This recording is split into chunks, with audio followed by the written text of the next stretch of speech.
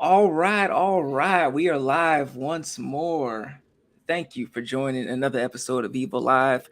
We are back with the out of pocket, our top 10. Well, not shit. I've been drinking. Top I was like, if we do it soon, I'm in trouble.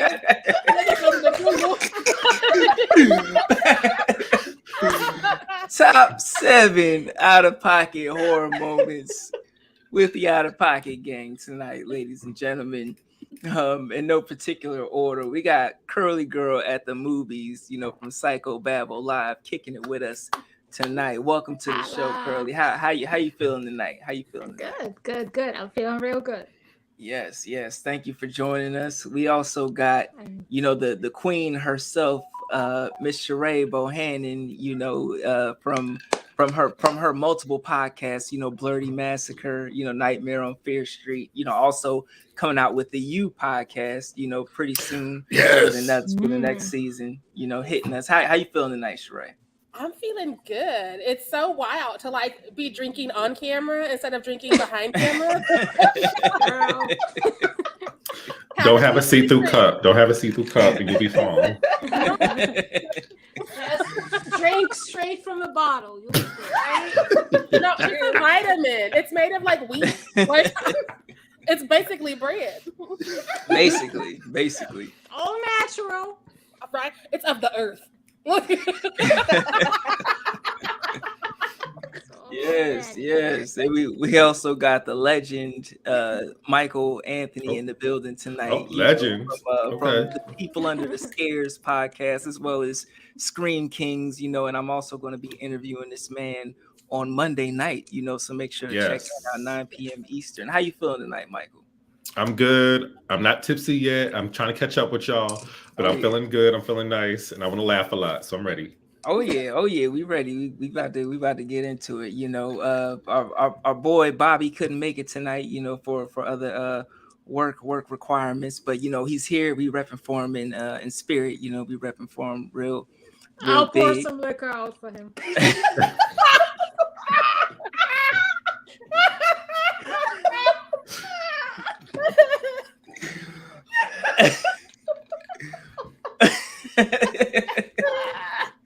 It's gonna be a long time.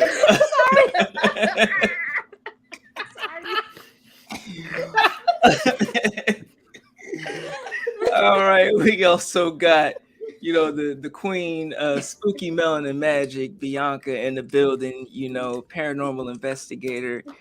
She's got the spooky itineraries popping. The website, anything spooky. She's pretty much your girl for that. How are you tonight, Bianca? I am great. I am ready for the night to begin. I have been looking forward to this.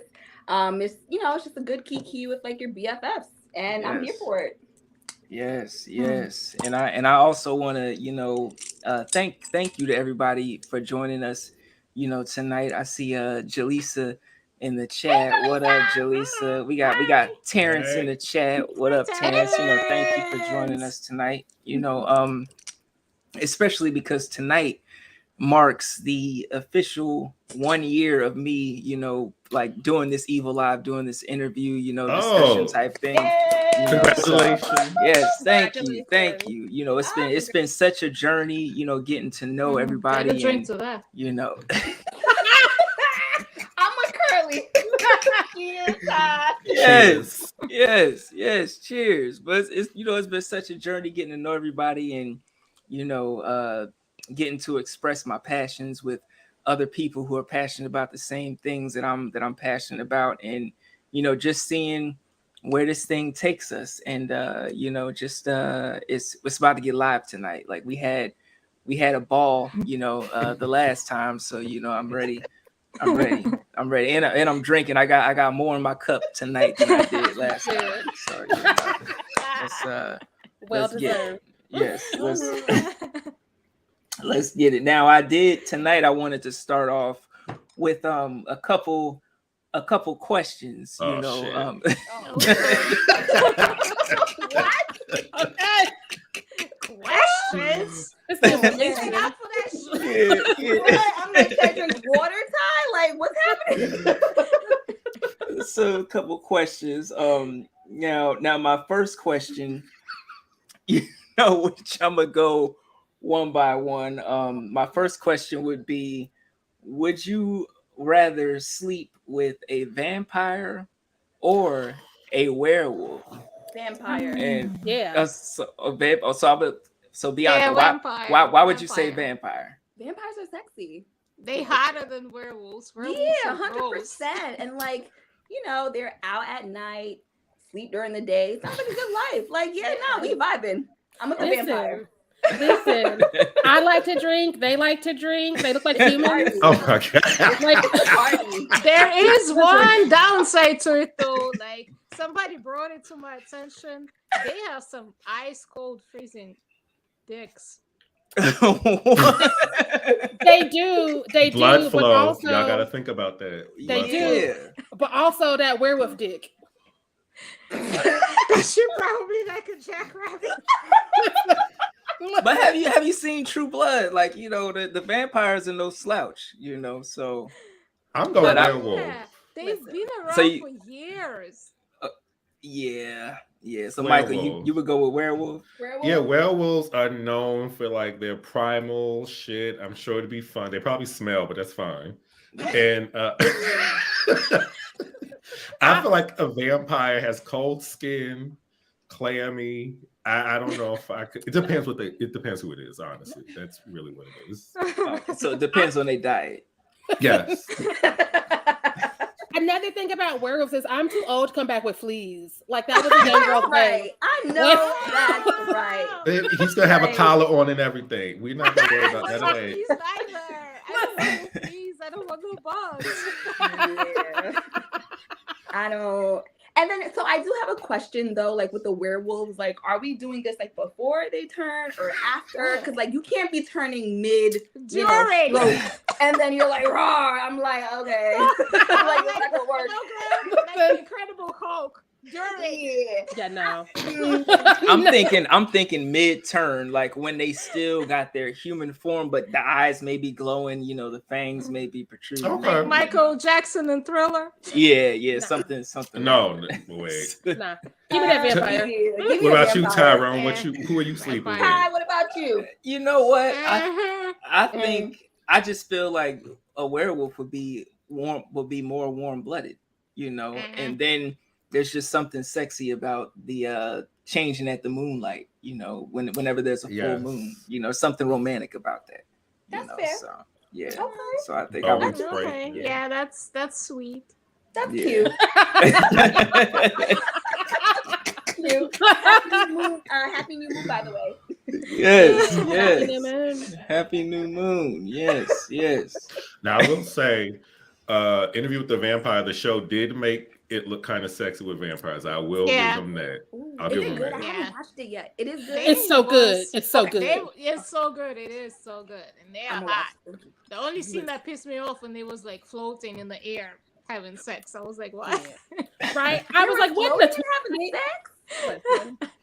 I guess if you can, why wouldn't you? But also, it just feels extra to me. Like, Yeah, it it was really weird when they floated up like that. I was like, what? right. Yeah, I'll definitely be messaging you guys as I watch.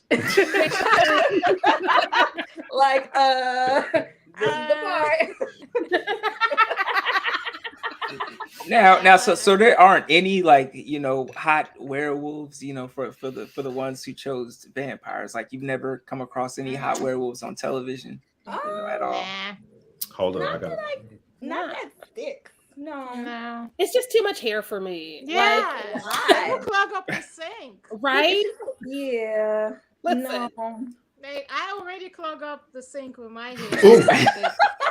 Michelle Pfeiffer, hot werewolf.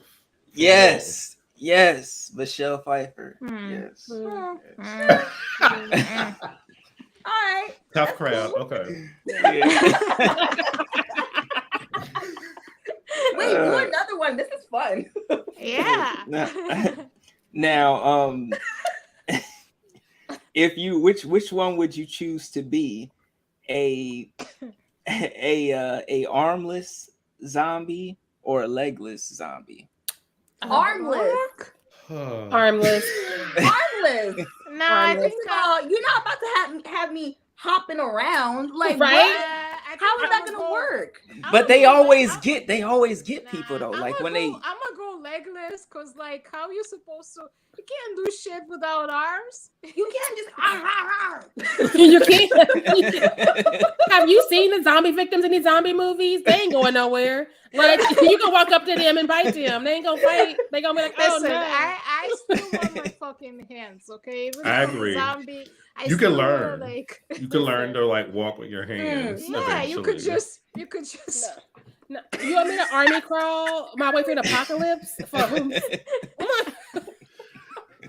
You gotta be able to grab. So you gotta play. Well, you're already dead, but you play dead while you're dead, and then when somebody walks by you, then you can grab them and bite them. Nah. But if you, But what if they 8-pound stomp your head in? Right? True.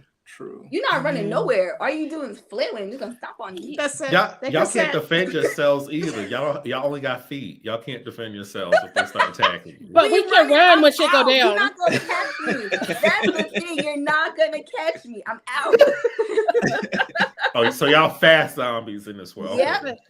No. Yeah, fast Okay. armless zombies. That would be like. It's gonna be a zombie soccer league, and we're gonna be killing it. And you know what? Y'all welcome. Look. Nah, see, even if as a zombie, I still want to be able to like comb my hair, brush my teeth, shit like that. You can't do that shit without Brush your teeth. Yeah, brush my teeth. You're gonna be the most nicest together zombie I've ever seen, girl. Yeah, it's gonna be a Right. romantic comedy, you know, Yeah. zombie apocalypse. It's like, why that zombie still got a job? I would be like, Giving it up. I would be like, why is that zombie working from home? Like, what's going on? Right?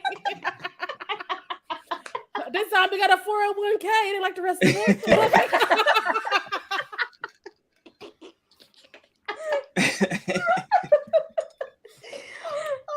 And plus, if I was armless, could I do this? No.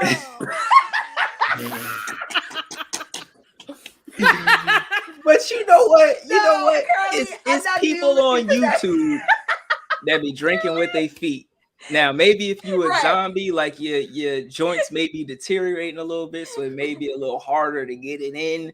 But you know, I believe it's still possible, Curly. What Don't, videos y'all watching? People And I drink with their think feet. those people was like armless in their life, and they have their whole life to learn, so that's different. They had time to practice. What is happening? I just got zombie fight. I don't got no time to practice. I can't See, stick my foot Terrence in my agrees. mouth. Terrence says he'll be legless.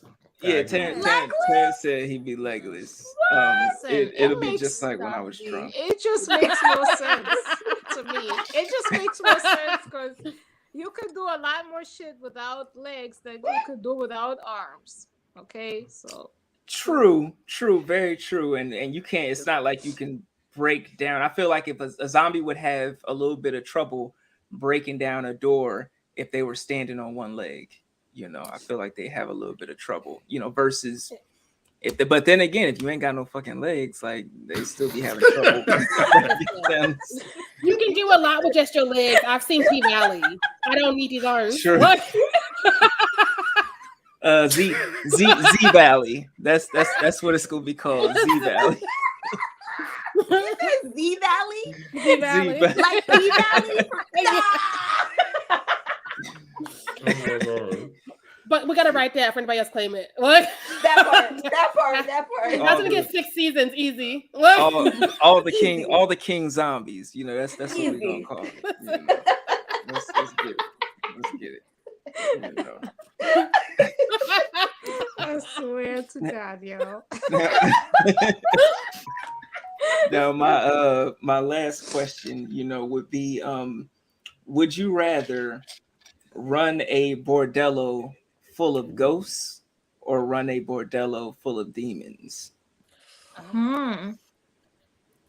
Are we sleeping with them? Possibly because you're running it. So I mean, you know. I feel like demons are easier to get clientele for as opposed to ghosts because you're coming up there for what? A cold chill? Like I'm gonna take the demons this time. Remember Scary Movie 2 when Uh-uh. Oh God. Lord have which mercy. was another out of pocket moment. Lord have mercy. Lord have mercy. You know, where we had both. We had a demon sex scene and we That's had a true. ghost sex scene. You That's know, true. which is Yeah. underrated. Like, you know, they had both in there. That's So, true. you Give me a know. ghost. I think I want a demon just because I'm a huge Supernatural fan and I do like the demons from Supernatural, the TV show. Yeah, Okay. demons. Okay. So you would want to be in charge of demons. You know? Yes, Okay. yes. Demons from Supernatural specifically. Okay. Send Crowley. Send Crowley my way.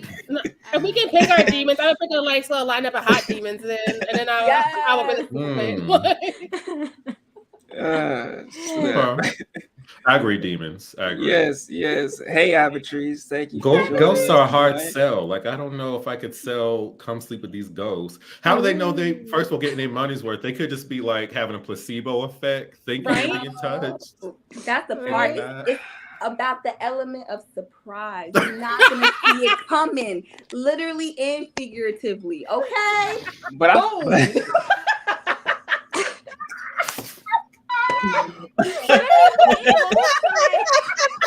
Ain't ghosts kind of like they unsubstantial and shit, so you probably can't even feel it because they will go like right through you.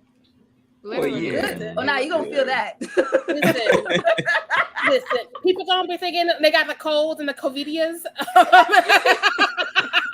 And they gonna come back. They're gonna be like, I got sick when I was there. I needed a blanket for 3 days.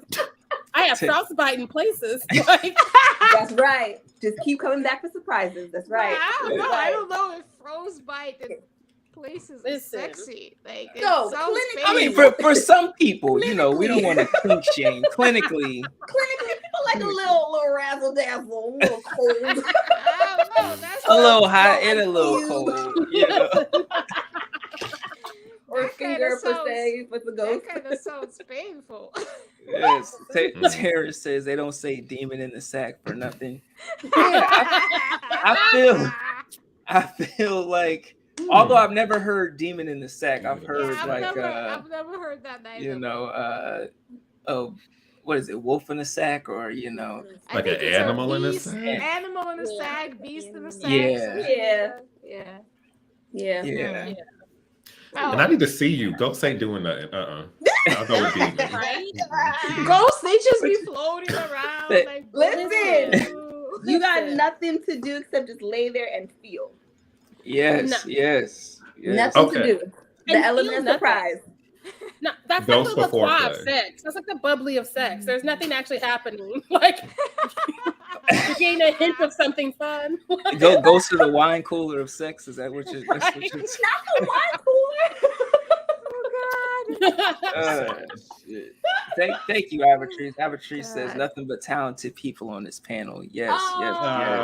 Thank you. Killing it tonight. But I guess I would have to say demons, because I feel like I would probably run a bordello full of demons, because you know, and I do love ghosts, but I just feel like my stories when I got home would be a little spicier if the bordello was full of demons, you know, because ghosts, it's like, you know, they could be there for other reasons, you know, they could be there for quote unquote some unfinished business, but you know, demons, I'm like, you know, they're there to inflict pain, and some people like that. So some people will pay a little bit more for that experience. Good point. Yeah, demons are just freakier.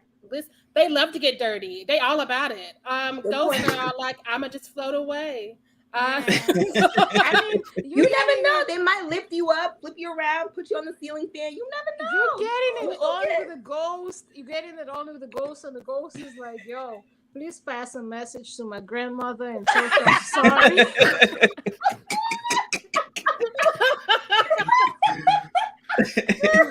You're like, say what? That's a what? Yes. Jaleesa would say, I would say demons too. My star is the girl from Death by Temptation. Oh, good one. She gonna tear you up, Jaleesa. Listen, that's a moment. That's a moment.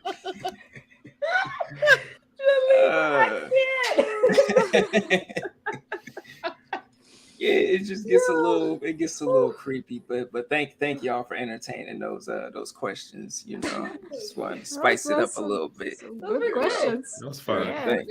Thank you. Now we're going to get into our list, our top 7 out of pocket moments. Part 2. We in the building. We here with it. We here. So I'm going to start it off with a little movie, that most of you probably haven't seen, called Silence of the Lambs. Damn it. Who hasn't seen that? That's on my list. Y'all both.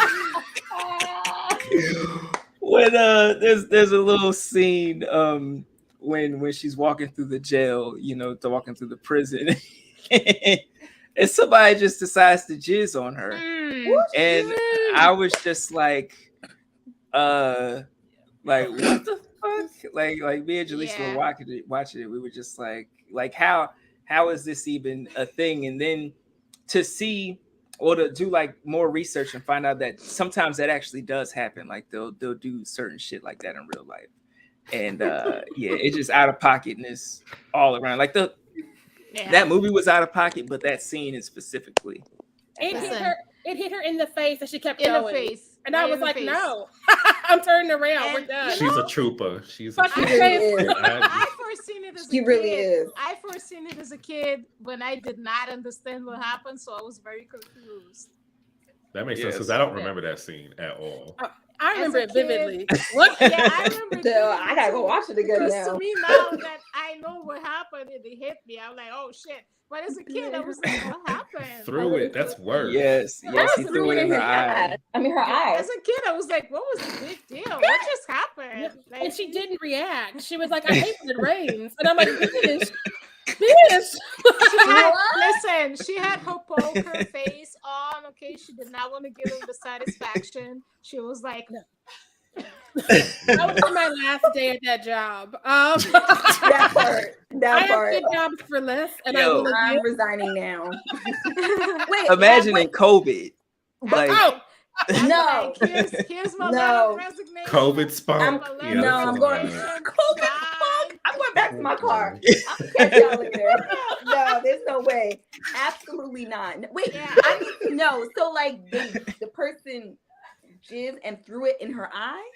Threw it in her face. In her face. Threw it in her face. Yeah. Like in ice in a glass in a rom-com. And I was like, no. And he was getting ready for it too, because he wasn't there for a while. Like, he was like, I heard we got gifts. And I was like, no.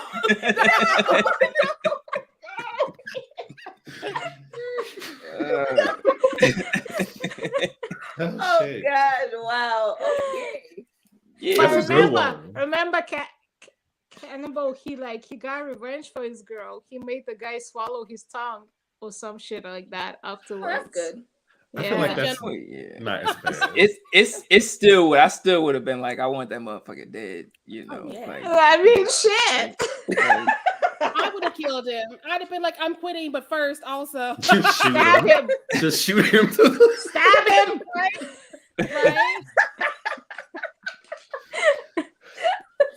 Oh, I don't know if it would have ended. Like, there'd be no. I need to rewatch that. Hold on, sorry. Right. Yeah, that's a classic. With a whole new outlook on the my first moment also comes from the Lambs, and I thought you were gonna say it the way you're setting that up, and I was so nervous. I was like, "Don't do this." Oh no! Well, Sharai, you can go next. What's your number 7 on your list? So after she get a face full of jizz, she makes it to Hannibal. And he reads the fuck out of her. He has a whole monologue that starts with, "You know what you look like to me with your good bag and your cheap shoes." And he goes on to call her like white trash and shit. And I was like, "Oh, honey, no." Yeah, he disrespected her. After she got that thrown at her, he's no. I have the whole monologue in front of me. The whole monologue is in front of me, and I'm like, Hannibal, you didn't have to do all that. You could have just. Can you imagine? A face full of jizz. And this old man cannibal reading you of all people. No. Like your confidence is already down. Like you already shot. She's a rookie in that, hard right? You already like, my day could not possibly get shitty, and here goes this motherfucker, you little white trash bitch. You look at shoes, Clarice. I seen you the Payless, Clarice. It's like, stop. I don't want to be here no more. Yeah, I'm going home. Yo, my ass would be quitting on the spot. On the spot. It's my little resignation. Y'all looking at this wrong. You need a pay raise. Demand a raise after that. Don't quit. I'm quitting. But no, that is you might you might be able to get a little bonus, you know, be like, look. I don't want to know what that bonus is. I'm quitting. Listen, 5 cents extra for the J's in your face, and another 5 cents for cannibal. We don't need any more bonuses. $5 grand a pop. I'll take it. I will take it. Give me $5 grand every time it happens. Give me 5 times, and then I'm done. And that's it. You're gonna get a lot of G's thrown at you.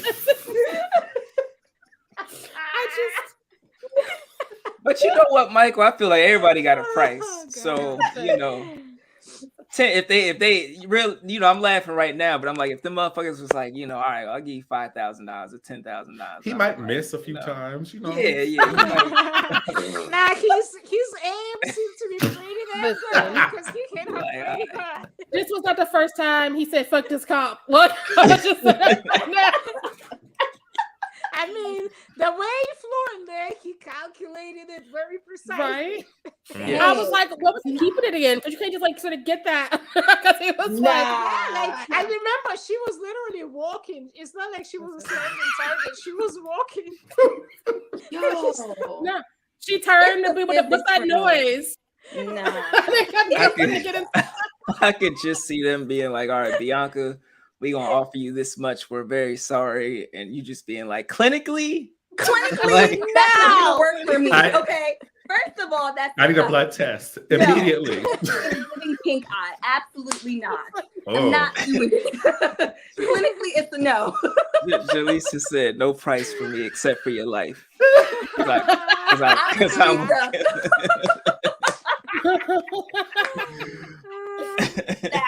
that's you. That's the first trip to urgent care. Hell no. Clinically, it's not gonna work. No, you're gonna need an STD test after that.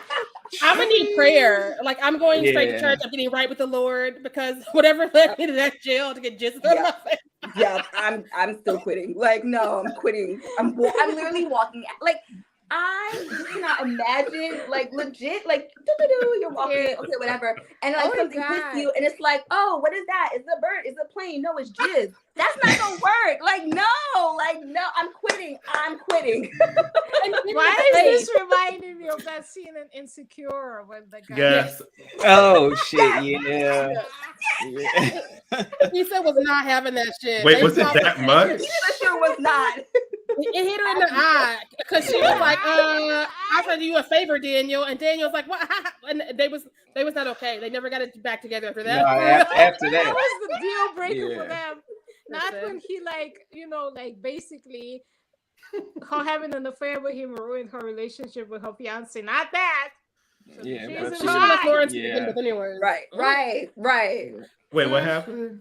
I said Lawrence was trash. I should have left him to begin with, and so like, what? You ain't team? What? Oh, what But team? What team are you? She ended up with him at the end. This is about to be. Anyway. I was so yeah, mad. yeah. I was so mad. What team are you, Sharai? Hold on. I was seeing anybody but Lawrence because literally, like, we meet him and he's like a couch cushion, and she's going to work, and he's all like, "You didn't pick this up. I need this." I'm like, you need a job, bitch. And Like, he grew later, like he kind of grew for that in the later seasons. He got better. He got his hair cut. He got the nice house. Yeah, You know? he got a better haircut. in the later seasons. He got better. He got better for condolences, and then condolences like, "I can do better," and he was like, "I'll take him back." Oh god, Yeah, that show's so good. I love that show. I love that show. I love that Broken Pussy song. That shit. That's an anthem. Like, where's that ringtone? That part.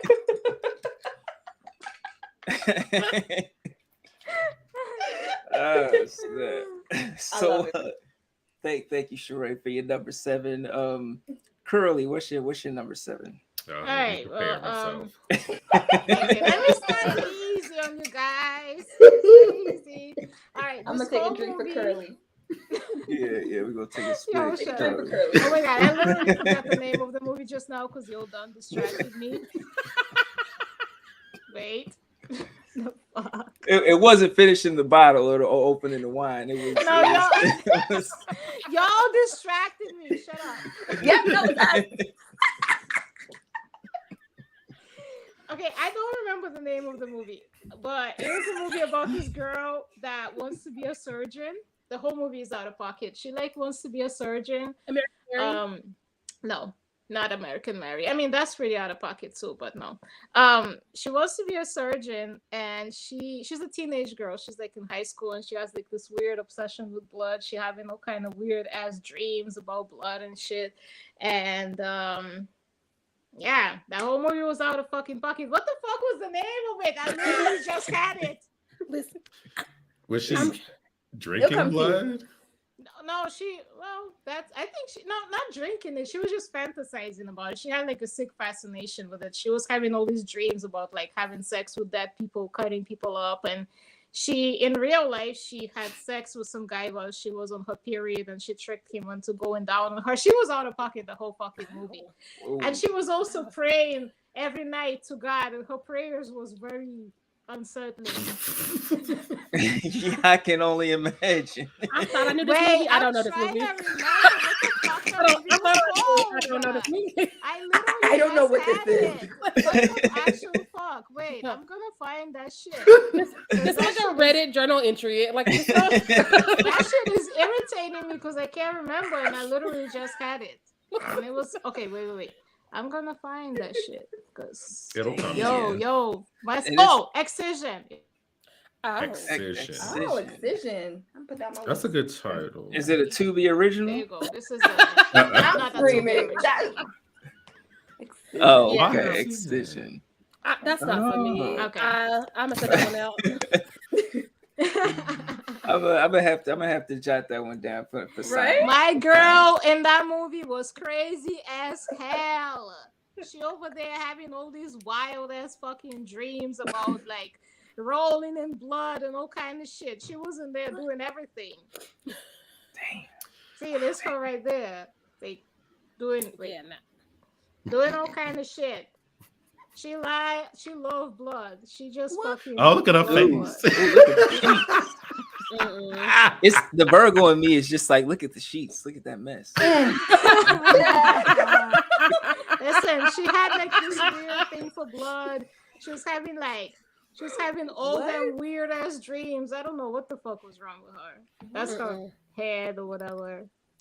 I'm trying to figure out who this actress is. Oh, she was in that TV show, the 90210 remake. Okay. Yeah. Wow. But she looks very different in that movie from how she looked in the remake. Yes. Well then. Damn. Wow. Thank you for your number 7, Curly. You know There we that go. was kicked And I it started off, right? easy on you guys. That was easy. Well, yes. that was yes. That's your easy. All right, now Michael, what's your number 7, man? Okay, so I'm gonna go with Night of the Demons remake. So there's a way that you can possess people through sex in this movie, and which ironically I feel like we mentioned something about demon sex earlier. But anyway, so the boyfriend or the ex, whoever he is, he's possessed, and him and the girl are in the bedroom. They're starting shit up, and they're having sex, and then he's hitting it from behind, and then she's like, wait, not that hole, and then he puts it in that hole, and then she becomes possessed, and then you start seeing worms like falling all over them and dripping down, and it's literally like a demon sex scene for like a good 10-15 seconds. Nice thrust into. I'll give it that. Wow. Well then. Sounds like a wild night.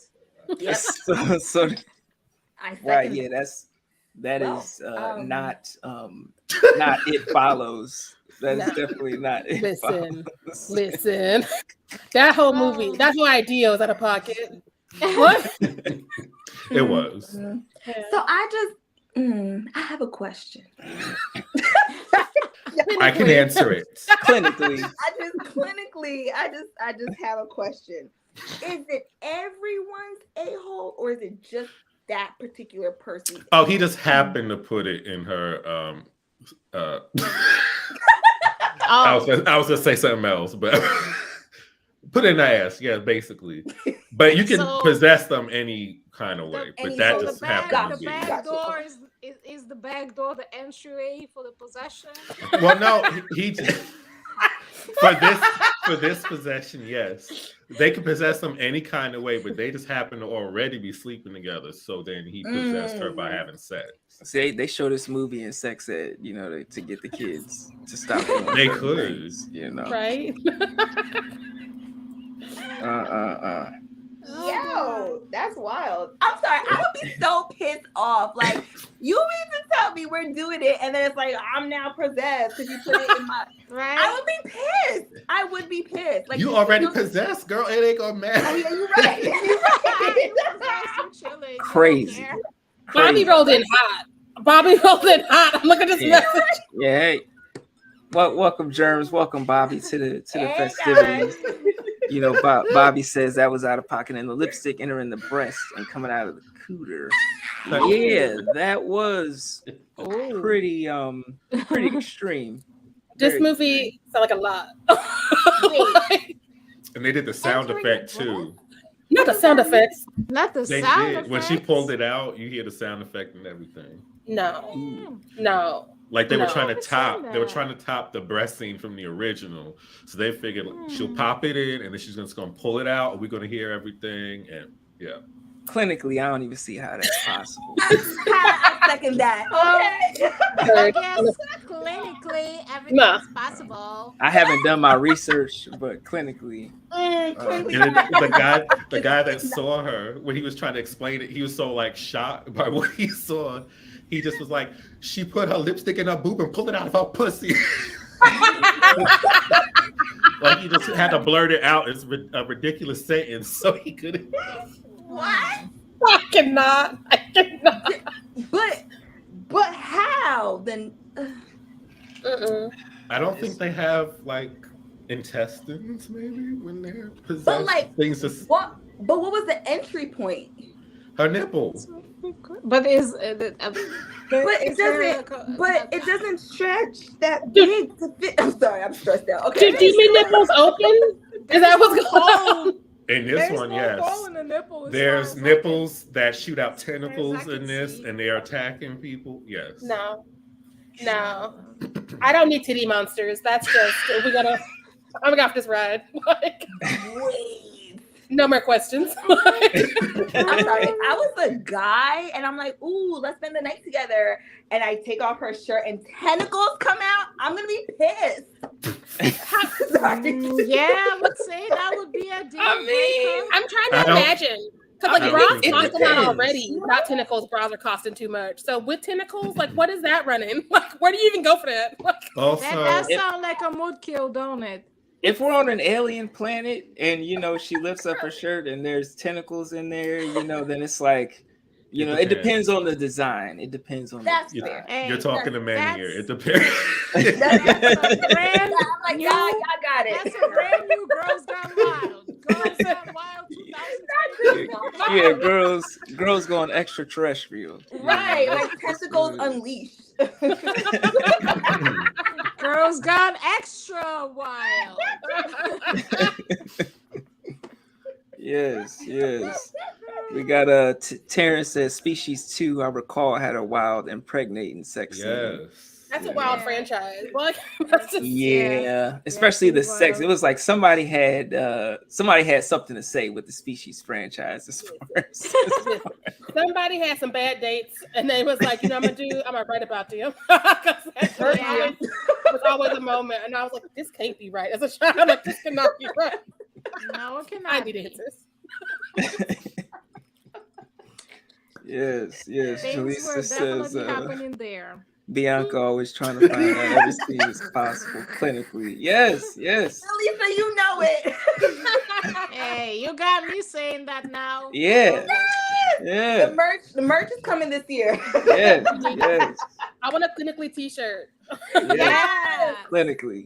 Clinically. Now, Bianca, what's your number 7?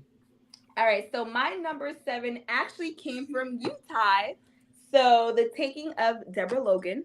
I literally watched it because of Ty. I'm like, I always look at it. I'm like, yo, this cover looks crazy. Like, nah. Ty's like, no, it's good. Like, watch it. I was like, okay, fine.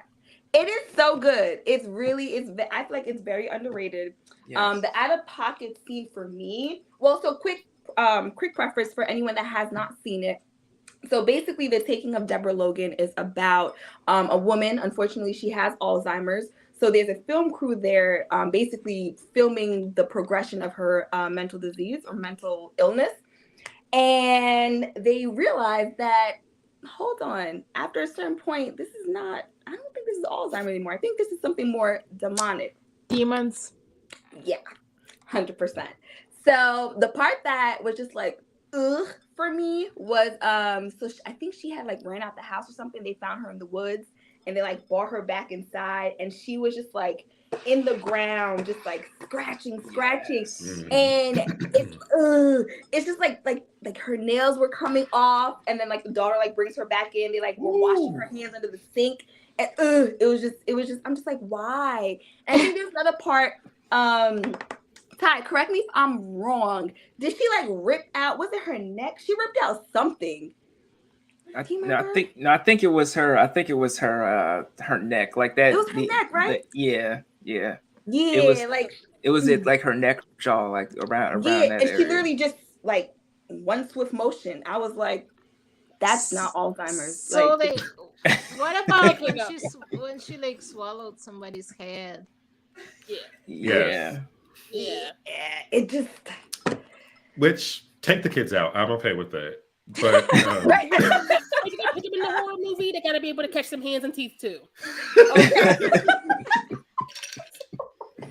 It was really like, why? She like really opened up for that shit. She opened up wide for that. No, girly, not wide. Yeah, that scene was wild as fuck. It was definitely one of them. That was a good one. Thank you for the recommendation, Ty. Oh yeah, no problem. Well, that was round 7, you know. So let's go to round 6. You know, our number 6. I'm gonna start with the famous movie. You know, what happened to Baby Jane? You know, whatever happened to Baby Jane. And I'm just gonna say the entire movie, you know, if you guys have ever seen that, it's just everyone. I feel like the whole cast, you know, was just unhinged, you know, and especially from beginning to end, it was just unhinged. And I'm just like, you're supposed to be taking care of somebody, and this is your interactions, you know. Like I wanted to call somebody, you know, while watching this movie. You know, it just took me there throughout the whole film. So if you have not seen Whatever Happened to Baby Jane, I highly recommend that one. You know, that was pretty unsettling. Put that on my list. Yes. Faye Davis full out snapped on that one. Like I was like, she's not even acting anymore. I think that her and her co-star just hate each other. No, I think they made a show about them. Like, I haven't watched it yet. It's a feud. I think it's on Hulu. Yeah. I think it's on Hulu. They put it on Hulu. Yeah. Ryan Murphy made it, so I've not rented it yet, but it sounds good. Yeah, Ryan Murphy. He came out with some amazing things, but you know, then it is. It seems like the beginning is always strong and then it falls apart. It's like he uses the first season or 2 as a job interview, and after that he gets the job and he don't want to do it no more. Yeah. Every time. He's like, ouch, I'm not coming in. I'm gonna be late if I show up. I was like, Ryan, what? Yeah, when I saw the men pregnant in I think last season of American Horror Story, I was just like, what are we doing here? It was like, where? It's always kind of satisfying to watch men give birth. Actually, you all ever seen that movie? The mortuary crew or gang or whatever collection. The fuck that was called. Yeah, collection. Yeah, there you go. When the guy gave birth right out of his dick and just flew right out of there. It's just it's pretty funny. It was fun. That was my favorite. I especially like how he was like, but how am I supposed to give birth? And the nurse or whatever, she was like, that's a real same question. way it got in. The same way it got in. Y'all already know my question, so I'm just gonna drink.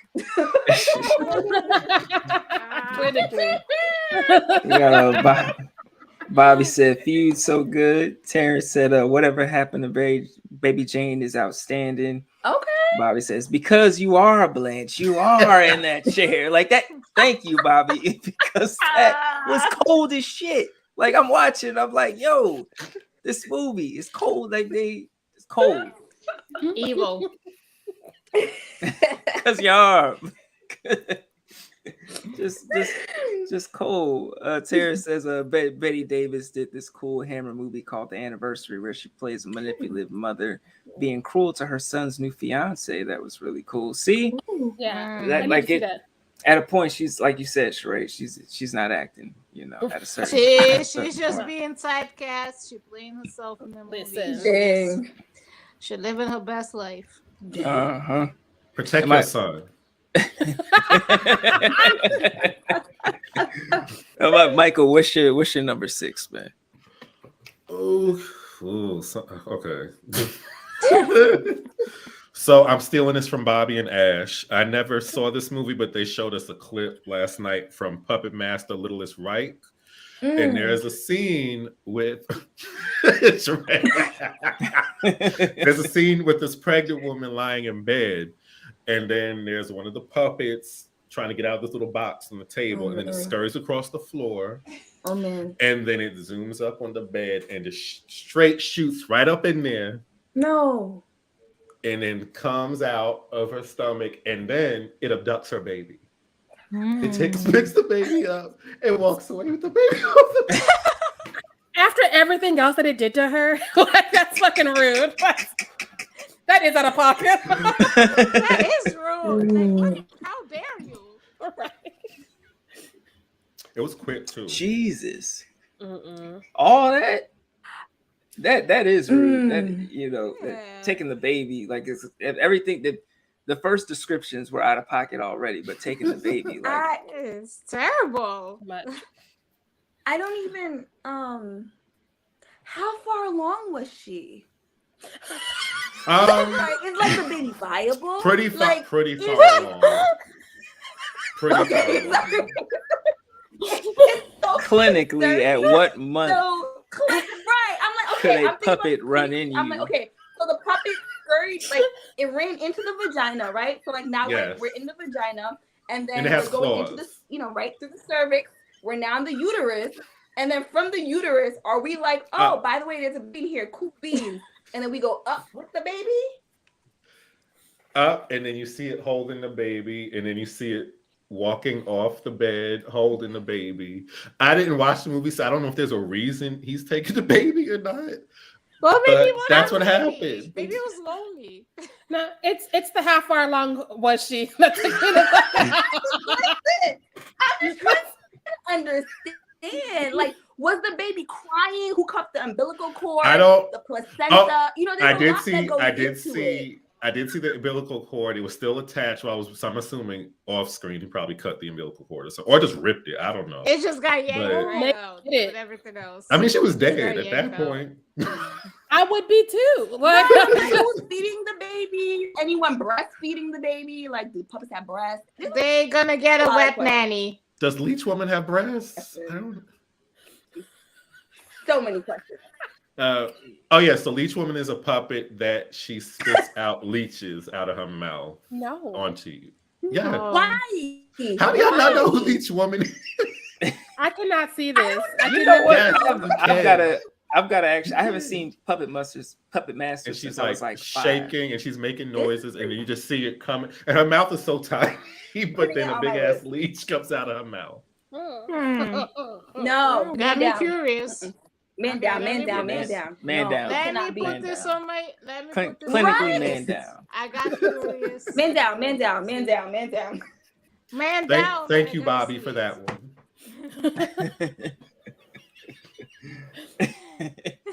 Now, Bianca, what's your number 6? That was good. All right, so my number 6, I don't know if you guys have heard of Unfriended. It's one of those like cheesy movies per se. It's on Netflix. I actually watched it the other day. I did fall asleep towards the ending, but when there's about an hour left, hour left of the movie. So the movie's about an hour and a half, and about an hour in, I was just like, but why? So quick backstory about Unfriended. Basically, it's a friend group, and they cyberbully this girl to a point where she commits suicide. So now they all get on chat on video cameras, one of those like found footage type films, and somebody is basically taunting all of them and like pitting them against each other and ends up killing them somehow. I don't know. It was weird.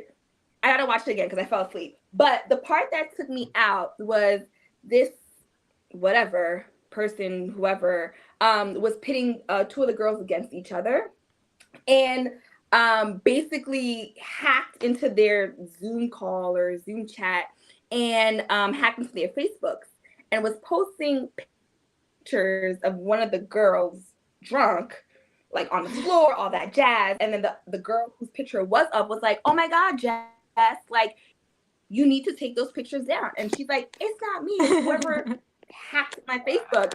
And she was like, I will beat your ass. I wrote this down. Okay, I will beat your ass. You wrote it down. I'll beat your ass, bitch. And then the other girl goes, oh, gosh, stop. We're not ghetto. I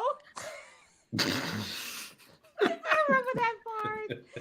Bruh. I remember that. So, lowers imaginary glasses. I said, not ghetto. What does that mean? Listen, man, they was ghetto like, the whole movie. That's crazy. The whole movie. Hello, Especially the that whole movie. I literally was like, ghetto, the fuck. It would have got ghetto when she said it out of her mouth. The whole movie, I'm like, especially that I'm gonna beat your ass. Then it got that ghetto. One guy I was like, that took out the gun and he was pointing the gun. He was like, "Oh, I'll shoot you, motherfucker!" Yes. I was like, why? Why? How did we get here? Collect but like, question for Yeah. you though. You said you fell asleep, so you didn't see like what they was bullying the girl for that killed herself. No, not really. Like, I'm not gonna lie to you. Okay. I'm not gonna lie to you. You gotta go watch that. I know at the end, I was like in and out. Yeah, I was out. And then towards the end, I was like, oh, this girl, the brunette, she's still alive. I was like, all right, that's cool. Yeah, you're in for a surprise there. Oh God, I'll rewatch it. But after I heard the ghetto, I was like, I'm done. All right, I'm gonna close my eyes. All of them was acting ghetto. They were out of control. That whole crew was out of control. I'm like, yeah.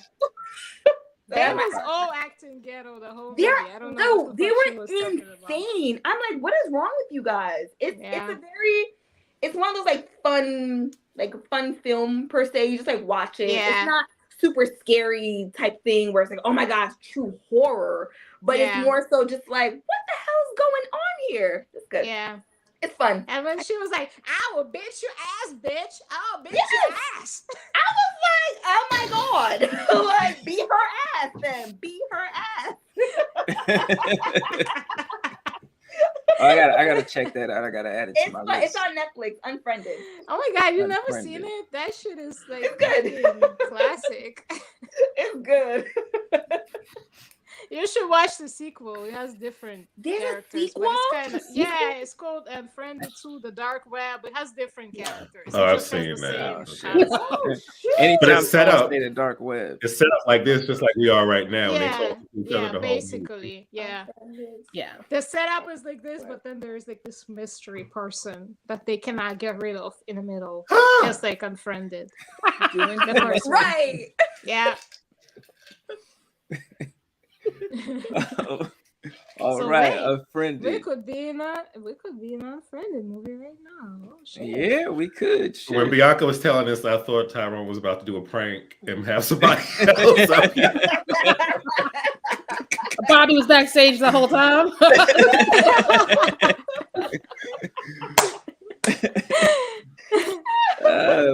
We got Vanessa in the building. Hello, what's up, Vanessa? Stopping by. And Michelle in the building. Thank you for stopping by. Now, thank you for that number 6. So we got Sharai, what's your number 6? Have y'all seen a movie called Teeth? Yes. No. Not her movie out of pocket, but like short story. I'm scared. This super religious girl decides she want to try having sex and find out she got teeth in her vagina. And so her vagina taking dudes out the whole movie. They all deserve it. Each and every one. However, one in particular is the dude that's like her friend, and he's like, I believe you. And he takes her back and he like seduces her, and he's like really pushy about it, but he's got like toys and stuff, so she's into it. And they fuck, and he lives. And he's like, ooh, I knew it. And he's like telling people because he hops on his fucking phone to be like, I told y'all it's all a lie. It ain't her in her teeth. And she get mad and she hop on him so her vagina can do its work. And that's the kill where I'm like, this out of pocket, and I need to own this. But yeah. So she intentionally got on him. She's a superhero. She is. At that point, she intentionally bit the dick off. She finally learned how to control that power. Listen, because like it's been doing stuff, and she's like, "Oh no, I'm mortified," but it's like they all deserved it. That doctor, get him out of here. That first dude, get him out of here. Yeah. Stepbrother, get him the fuck out. I forgot about that. Right. Oh my God! Remember when she did the stepbrother though? And yes. She bit the dick off, and his dog was there. The dog took the dick in his mouth, and he was like, "No." Oh yes. I was like, "That's how you end a movie." Yeah, I'm like you, Bianca. I've never seen it. Right. He was like, "Good doggy, put it down. Put it down." She's usually on Tubi, and she's worth your time. I'm floored. Wait, so can she control the teeth? She finds out she can. Okay. Because like at first it's just doing stuff when she's not safe, whether or not she knows she's not safe. Or when she's like comfortable and people have pressured her into doing something. And so she's like, oh no, it's because I'm religious and I'm trying to have sex. That's what it is. And it's like, no, it's because you out here with these creeps. And then she's like, now that I know I can do it, I'm gonna go clean my house real quick. And she put on her little sundress and she's like, hey, not the sundress. No, she's like, let's do it, weird stepbrother, because he's been a creep the whole movie with her. And that's how she ends him, and the dog gets free because the dog's like, I mean, just penis, and when you die, I'm gone, bitch. It's a great time. Wow. That was the moment though when she learned how to control it, and she started running around intentionally biting the bad guys' dicks off. That shit was the shit. I want a sequel. I want to have a nice little superhero outfit and a cape. I want it all. Hell yeah. You say you want her vagina with a cape? Shoot up the scenery. Well, Terrence, she sure did. I need to see that.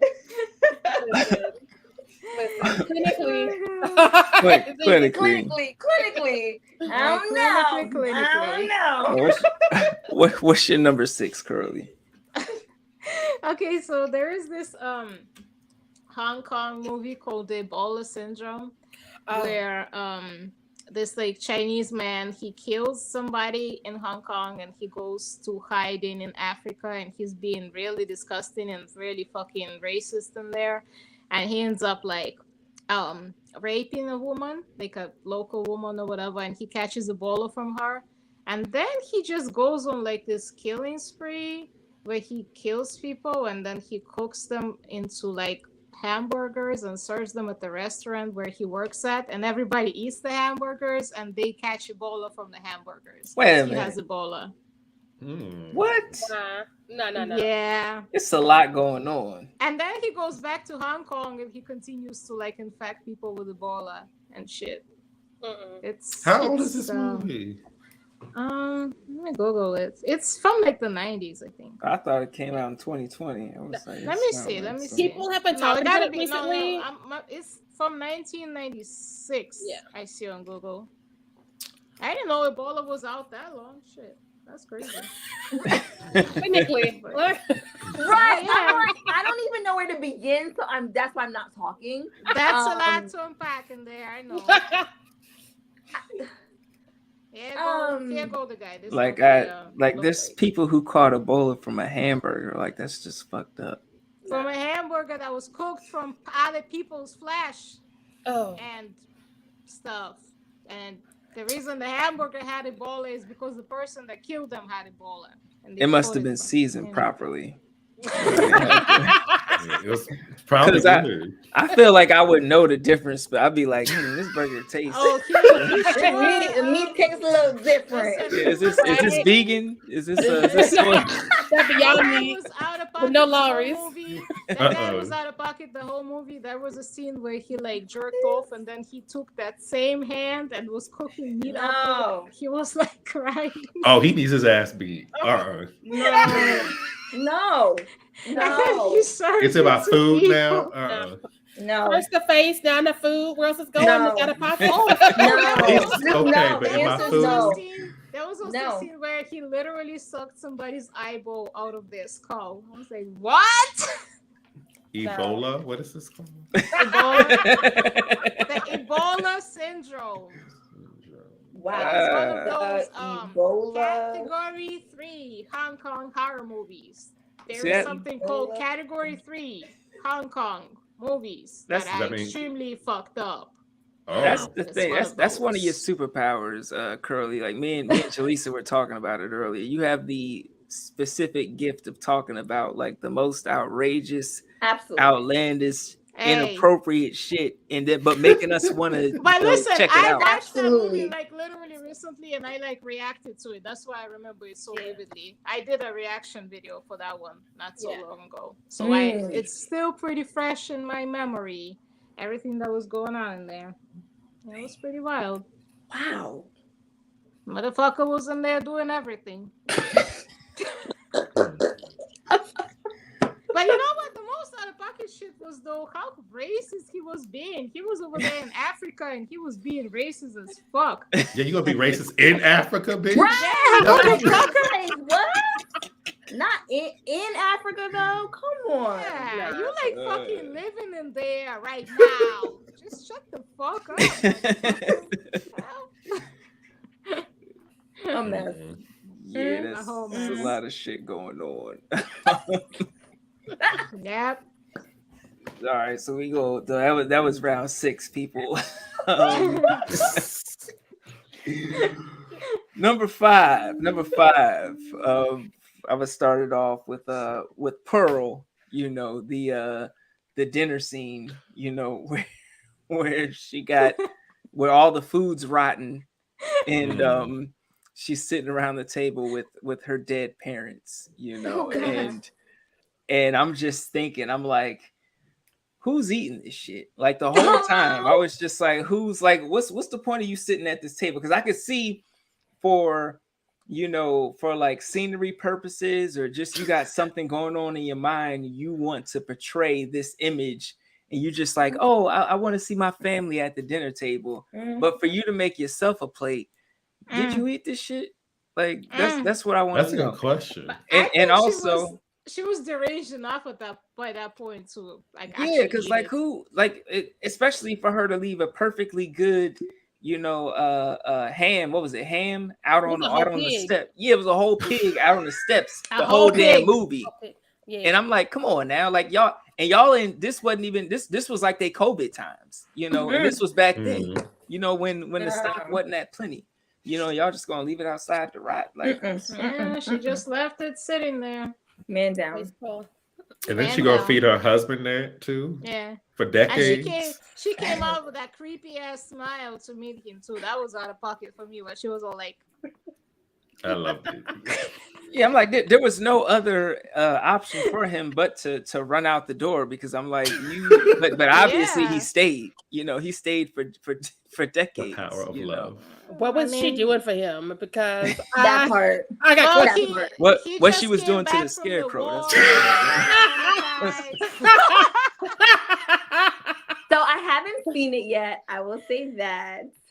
So I'm ready to see it now. Where can I find it? Yeah, yes. her and the scarecrow, they was pretty out of pocket. I'm not sure it's streaming for free anywhere. You gotta pay for it still. I'll let you know in the DMs later where you can watch it. All right, thank you, sis. Thank you, Curly. I didn't got the plug. Thank you, girl. Because me, I don't pay for none of them movies. I know that's right. I sure watch them. I know that's right. So what's your number 5, Sharai? My number 5 is When a Stranger Calls Back. That sequel took forever to come out because the first one came out in the 70s and people have forgotten about it. But like this time around, instead of him just being your standard creep, he's a ventriloquist with makeup. And so the one that still haunts me and my soul, I thought as a child, is she comes back to her apartment because she was terrorized in the first movie 20-something years ago. And she comes back to her apartment and because she's like, we own the case, we gotta figure out who this new person is. And shit's not right in her home. And she hear a voice and she can't see him. And the reason she can't see him is because he's painting himself like her fucking wall. And he's blending in with his eyes closed, taunting her, throwing his voice around the apartment. And so like, listen, and it gets even wilder. It gets even wilder. That is my nightmare. I was patting walls in my childhood because of this movie. I was like, who all is in here? But like when he makes himself known because they fighting for the gun, he leaps from her wall and like tackles her. Dude's there in his briefs and he painted the front side of him and his like ass was just like kind of out the back. He's like briefs. I'm like, what the fuck is happening? I'm a child. Why am I here? What? I need to rewatch it as an adult. That's all I remember from this movie. I don't remember how we got there. I just remember Carol Kane with a gun being like, "Oh no, where are you?" And him opening his eyes and like, "I'm on your wall, bitch," and them fighting. Jesus. I need to watch this. What? Just the thought of me chilling in my room and a motherfucker painted themselves as the wall. Like, absolutely not. Absolutely no. Burn the whole house. No, the answer is no. Like it's just no. They need to do that in a current movie. I would love to see that in like a current movie. It messed me up. I can't trust walls to this day. I don't. That part. Listen, I need to see it as an adult so I can see how we get to the wall because that's all I remember from this movie. She's always on TV, so I need to just do it. But I'm like, shit, how unaware was the person in the room? Because I'm like, I could, we always hear the urban legends of the clown in the room, and they're like, but Lisa, we don't have a clown. Get out of the house now. But it's like, someone painted themselves as the wall, like, and then because in reality, your walls is probably 3 different shades of the color it's supposed to be because of the paint job up there. So, for a motherfucker to get, the paint right. It was a brick wall and he stepped off of it and I was never the same. What? That's a lot of work. He could just hide somewhere else. Right? Like the closet under the bed. No? Right? Behind the counter, he was like, nah, I got this. But that can say how crazy he is. That can say how crazy he is. That part. Why had to be so serious? There are closets, like somebody said, there are beds, like people crawl under the bed. Hello, the there's mad places. So serious. That's how they should have ended the first Saw. With just him coming out. Him painted as a brick wall or some shit. Him painted as the tile in the bathroom. Just that's how the new one ends. That's the new one.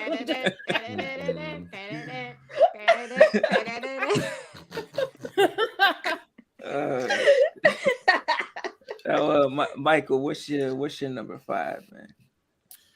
Okay, I'm gonna go with a little more PG-13 one. I'm gonna go with the masterful Troll 2. If y'all have not seen Troll 2, go ahead and watch that. So there's a scene where the Goblin Queen, she transforms into like, because she looked fucked up a little bit earlier in the movie, but then basically they're like, take her glasses off, put her hair down, and then she looks different somehow.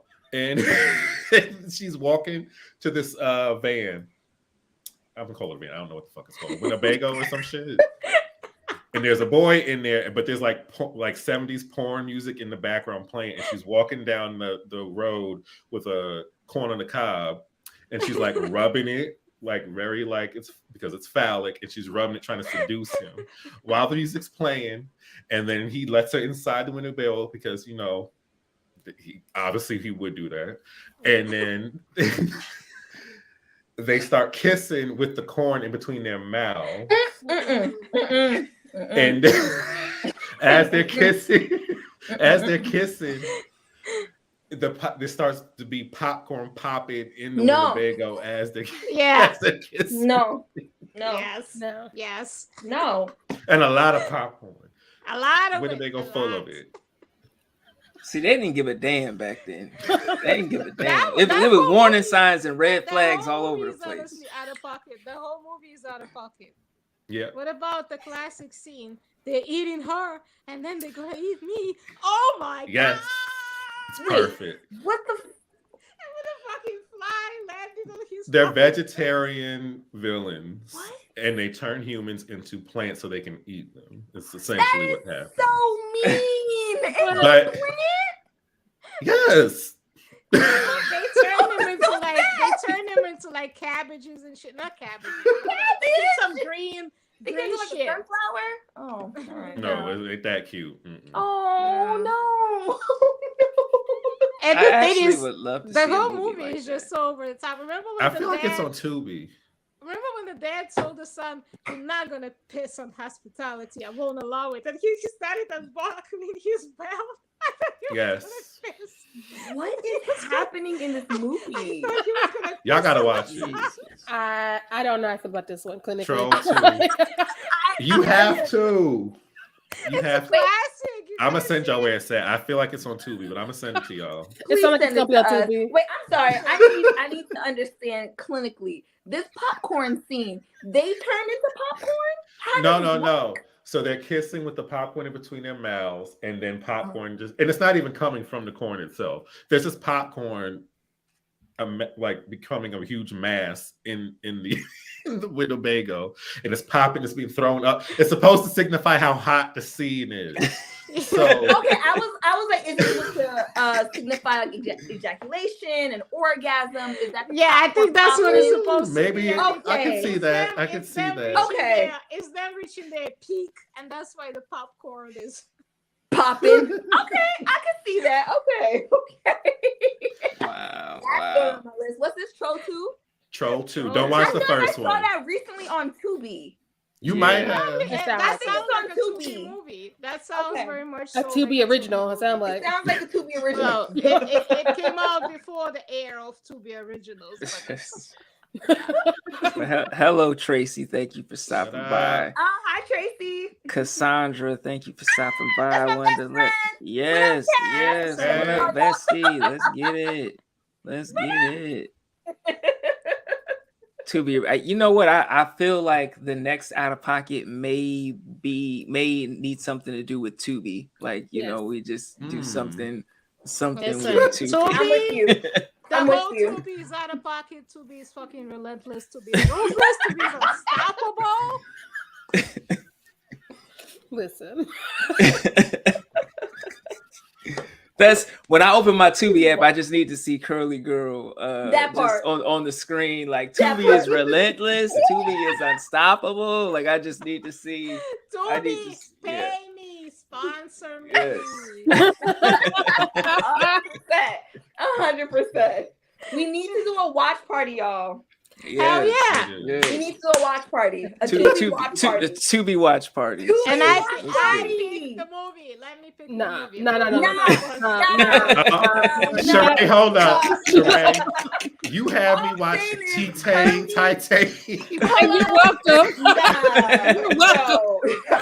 No. Curly, if you're picking the movie, we all need to be off the day after. So this needs to happen on Friday or Saturday. Because if you pick the movie, right? We can't do Tubi Tuesday if Curly picking the movie. That'll be all right. Just get some drinks. You know what I'm saying? Just drink straight out of the bottle. Like you have to for Tubi Original. That's true. For Tubi Original, you need a whole bottle unopened. So Curly, I'm thinking Society could be one of the movies that we. Oh yeah, that's a very. I'm good. Sharai will not bend on Society whatsoever. Oh, come on, y'all sold it to me in a way that I don't. That's good family fun. I'm gonna send y'all the scene in the chat. I'm gonna send it to you. Listen, man, it's practically PG, okay? I'm good. It's practically PG. I'm good. Shit. So Bianca, what's your number 5?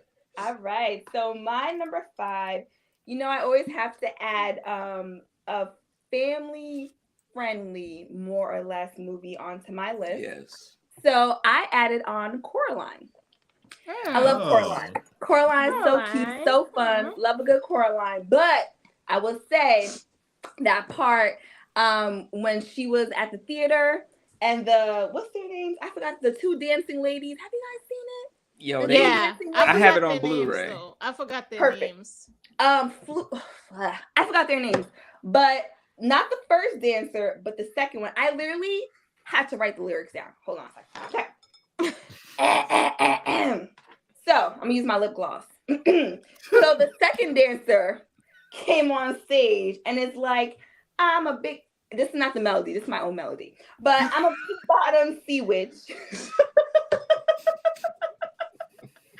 A big bottom sea witch may bob through the waves and hope to lead sailors astray.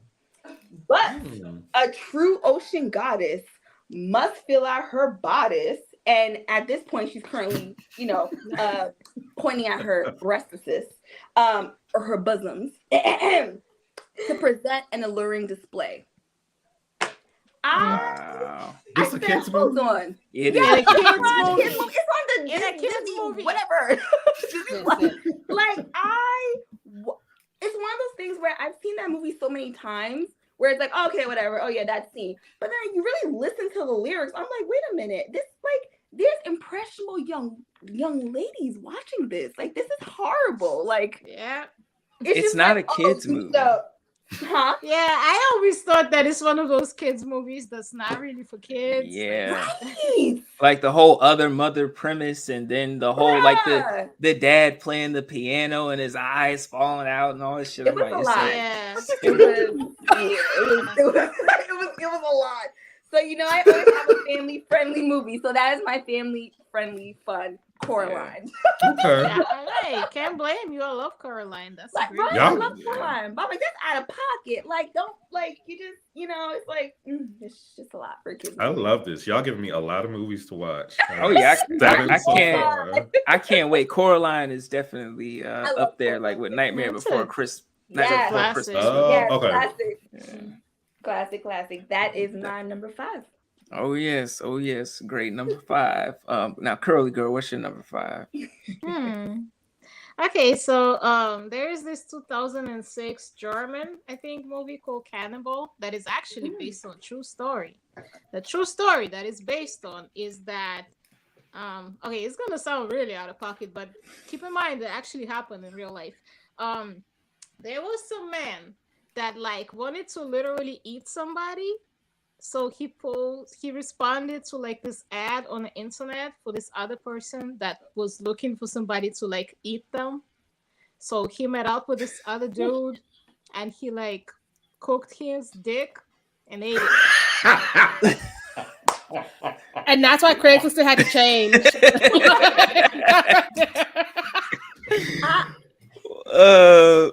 Wait a minute. The guy actually wanted somebody to like eat him, so it was a mutual agreement.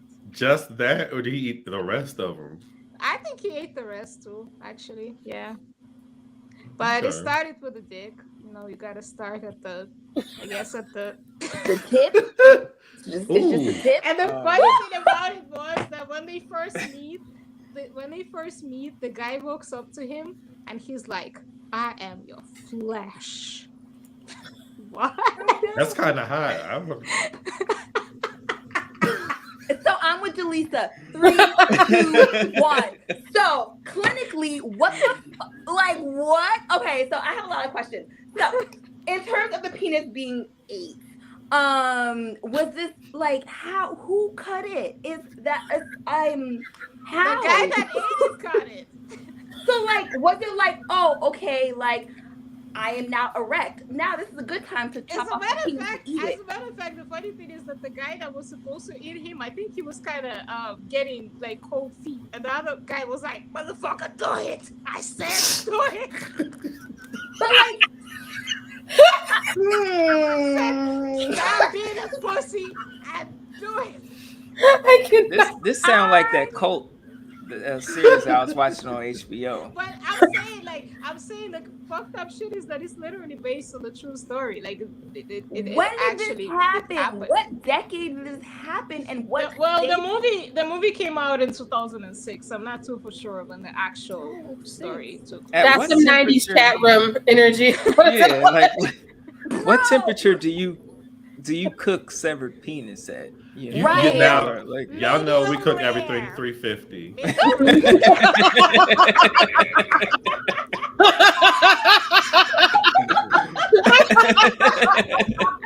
That part though.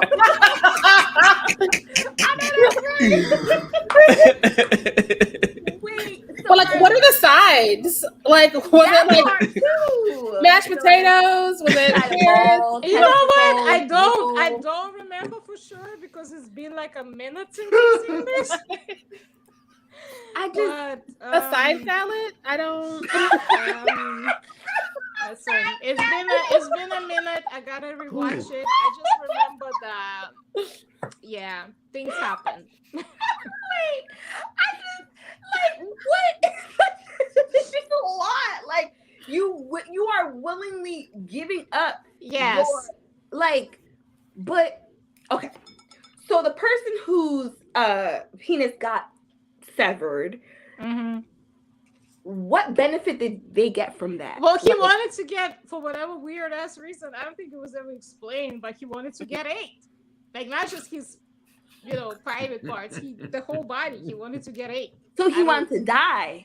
I guess maybe, yeah, maybe it was suicidal or something. Or maybe just the thought of having someone else chew you and ingest you, watching them, But you're not alive to feel that. Well, he was alive. He wanted to die hard. He was alive when how hard? Like in a very special way, not just a natural causes. He wanted to die in a special way, probably. Maybe he wanted somebody to love him to death. How about that? He knew what's the name of this movie? Cannibal. Thank you. 2006. Thank you. There's a lot of movies called Cannibal. Don't confuse it. Yeah. You got it. See, Terrence remembers the news. I remember when that happened. It made the news here in the UK. See, there you go. That's based on an actual true story. If I pick up a newspaper and saw that story, I would set the newspaper down and go back to bed. That part, going back to sleep. I'm going to bed. Y'all gotta remember, my eyes out. There are crazy people out here. Y'all gotta remember that. You're right. Everybody. Not true. You're right. Listen. Especially on the dark web, it's a whole bunch of people requesting That's all true. sorts of shit on the dark web. That's true. You're right. You're right. You're right. That's what we need. VHS dark web. That's should be the new title of their shit. That part. That part. All right. So that was number 5, people. Number 5. So now we on the number 4. Sharai, what's your number 4? Have y'all seen Death Drop Gorgeous on Shudder? No. So one of the first kills I call the Play-Doh Fun Factory. This man puts his dick into what he thinks is a glory hole, but instead it's a meat grinder waiting for his ass. And they ground that right on up. And that's how that's one of the first kills. Because I want you to know what kind of movie this is gonna be. But it's a horror comedy. About drag queens. It's on Shudder. It's a good time. That's drop gorgeous. Wow. I missed that. Okay. I missed that one. I gotta add it to my list. Like I was like, that is a real meat grinder. And like we did a like watch party with the people who made it, and they were like, and we're all vegetarians, so we use like Beyond sausage, and that just killed me. Yo, what is up with Shudder and glory holes? They're trying to build a whole theme because it's not bad, they're like glorious. Yeah, I'm like glory hole. We're gonna have a glory hole section on Shudder. Right. I just have a question. I just have a question. Clinically. I just need to understand. This meat grinder, they didn't hear like as they like putting their penis in, or like no, it was a silent meat grinder. Old fashioned. He had to like turn it a little bit, and by the end he was already trapped. So he was just like taking it from the other side of the glory hole. So, I mean, look, when you put it in there, they? you don't know what's going to happen, who's on the other side. You're right. Not that I've done that, but I'm just saying. You know how men are sometimes they will just stick it in any hole, I guess. I mean, that part. You're right. Where were they? Like where were they? It don't even matter. I want to say they had gone to like a weird little room in the back of the club because like dude was just like, oh, I hear I can get my stuff off up in here, and they were like, yeah, put it in the hole. And he put it in the hole. He's never seen it again. Get your stuff off. I can see like, that. Listen, grind it off because it was definitely like the Play-Doh Fun Factory. That's all I could think about when I was watching it. And now I'm thinking like, how many men have stuck their junk in a glory hole and got it chopped off? Like in history. Many men.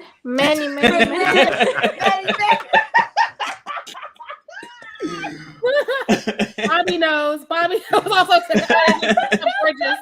That glory hole queen. Yes. Ooh. Yes.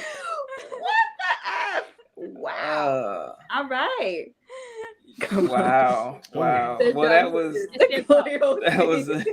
it went full. It was glorious. It was glorious. I got that. I just because it's a meat grind. Was it just mangled or was it just completely gone after? Oh, they took it all. He did not. That was his last scene. He did not come back from that. I mean, wow, holy smokes! There are strap-ons. I mean, hey. Hello, Rainbow Fright, DeRay. I'm gonna be interviewing her pretty soon. You know. Thank you for stopping by. Thank you for stopping by. Thank you. Wow. Ow. Yeah, that was a nice intro to number 4. Thank you, Sharai. Thank you. I don't even. Yep. Yeah, that sure was something. You know what, Curly? What's your number 4? You sure you want me to go? Okay. You guys ever heard about the Vomit Gore series? The Vomit Gore. Wow, it's really not. It's called a horror movie. It's really like fetish porn, but since it's officially titled a horror movie, we're gonna bring that up. It's basically the whole movie is out of pocket because the whole movie everybody fucking just vomiting on each other. Literally, the whole fucking movie. The whole movie. And you finished it. I watched all 3 of them. No. I had to test my endurance, and the most out of pocket scene for me was in the second one when they there was a tarantula. I'm arachnophobic. No. There was a tarantula that for some strange reason got shoved into a girl's vagina and then No. it got sewn shut after. I don't even know why. It was just out of the blue. Oh, video. We've gone too far. Got the tape. Got the tape. This is the last time we get out of pocket. We got what? Not Mike, write it down. I told you I was coming for blood in this stream. I took it easy on y'all. I want to see the tarantula part. Blood, so. Have you seen Pussycat, Curly? I have not, surprisingly enough. It's a splatter fest, which is why I thought of that. Because if you made it through those three movies, it's a splatter fest. Like there's vomit and things just spewing the whole movie. If you like splatter fest, I would recommend it. Okay, I'll put it on my list. I have a question. Yes, Bianca. Sure. Clinically, you can ask. Clinically, I need to know who sewed up that spider. Like, first of all, that's no. But how far? It's me. I fucking hate spiders. That was literally the scene that was it for me. Like, I was cool through the other shit that was happening. Then I saw that shit with the spider. I was like, they done went too far now. So did they push the spider in there? Right. I think they put it to the entrance and then it kind of like curled inside. I would throw my TV out my window. I would be done. I would give up on everything. I remember I was like drinking, watching that. I was chilling and it got to that part. It was like, oh, hell no. Why were they throwing up? Did they have some sort of bacteria? Listen, like enteritis?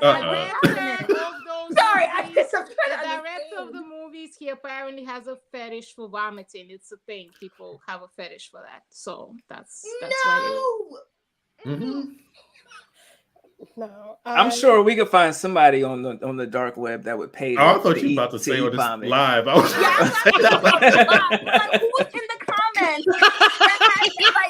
like, show yourself. Okay. Right? Oh, yeah. I was like, you need to reveal yourself. People was challenging me for the longest time because everybody knows that I watch gross movies all the time, and people was challenging me for the longest time to eat while watching a gross movie. So I was like, I'm gonna do it for like a reaction video where I'm gonna eat something and I'm gonna watch like a really gross movie. So I googled the vomit gore movies and I like ate cupcakes while watching that. Eat chitlins and then tell me. No, not chitlins. I even I couldn't stomach that. But yeah, cupcakes was more my thing. So I said every time somebody vomit, I'm gonna eat a cupcake, and I ate a lot of cupcakes because it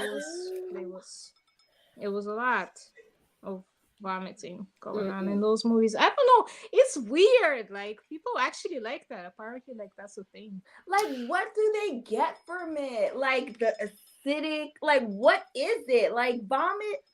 Why? I don't know. I know every time I vomit, I feel like I'm dying, and I don't even want to live anymore. Right? There's a lot. It's like the worst feeling ever. I can't imagine intentionally like making myself do that for like a movie. No. Yeah. I bought tickets to me and my ex because I'm a little prudish, so I bought these tickets to an adult film festival, right? Thinking, okay, I'm gonna be able to get through this to show I'm not like a prude or whatever. So we get in and they're like, okay, y'all can't judge based on these short films that you see. And so they start playing them, and I'm all right at first, but then they start showing all the different kinks. So there's a lot of shit I did not know. Some dude put a stick of butter up his ass, went skateboarding, came back, shot the butter on the toast, and then ate it. That was one of the film. Not ass butter. I cannot. Well, I don't want a king shame, but ass butter.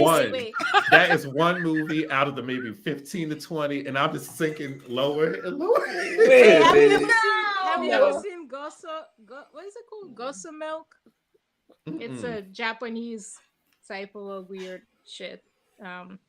Me and my friends, we watched it one time as we thought it was gonna be fun. It was not fun. Yeah, it's kind of like vomit gore, but instead of vomit, it's shit.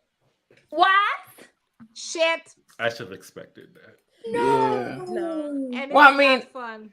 There was that whole, what is it, 2 girls, 1 cup, Two that girls, whole one cup. phenomenon. I still have not watched it. I've will say never that. seen that, but I'm sure it's pretty similar. Y'all didn't watch that? Nope, I've never seen that. I've never seen that. I refuse. How did y'all get through your I've childhood never seen without that. watching that? Like this. Yeah, it was the internet. At one point, it was the internet. I'm pretty sure Gossip Milk is like that on steroids because instead of 2 girls, there's a lot of girls and a lot of shit. Nah, it's an army of them. No. To this day, I am 32 years old, and I'm proud to say I've not seen 2 girls and 1 cup. Somebody told y'all what happened. I want no part. Right, Michael. Somebody had to set it at one point. Even if you haven't seen it, you know what because happens. it doesn't start off. I've never seen it, but I know what happens. I've never. It's very unsuspecting in the beginning, so there's no way that y'all. Somebody told y'all what happened. Somebody told you something. Yeah. Someone told me about it, but I was like, you can keep that to yourself. I'm not gonna watch it, so I have not seen it. Girl, do not watch MySpace. Do not watch Gossip Milk. Do not watch Gossip Milk. I want no parts. I want no parts. It's like that, but on steroids. Not steroids. No, on steroids, because it's more than 2 girls. It's like a whole army of them. How you even find that many friends to shit with you? Like, that's my thing. All of y'all are like, you know what you do together? Shit in a cup. No, they don't use a cup. They just on each other. There's no cup. It's so like, what friend? And it's in various forms. Or is it solids, liquids? Yeah, right. Sure is. Were they all on the same diet? I have a lot of questions. Does somebody have ice cream that day? You don't wanna know. Yeah, I'm gonna table all of my questions. Because I know, like, I try not to, you don't wanna know. Because you get on one of these sites and you come across some shit and you're like, oh, I didn't know this was a kink, but I'm like, okay, you're over there. Like I was watching something and some a video came up of some guy and he was just following this girl farting. This girl was just farting and he was just following her around, like, and I was just like, this is wild. Wait, I'm sorry, Ty. What were you watching and why? I'm saying I was watching something else, and then this shit was recommended. He was more. I need to see your YouTube. I need to see your YouTube list. I need to know why YouTube is throwing you these. Where's your Lisa? I got questions. Reveal that search history.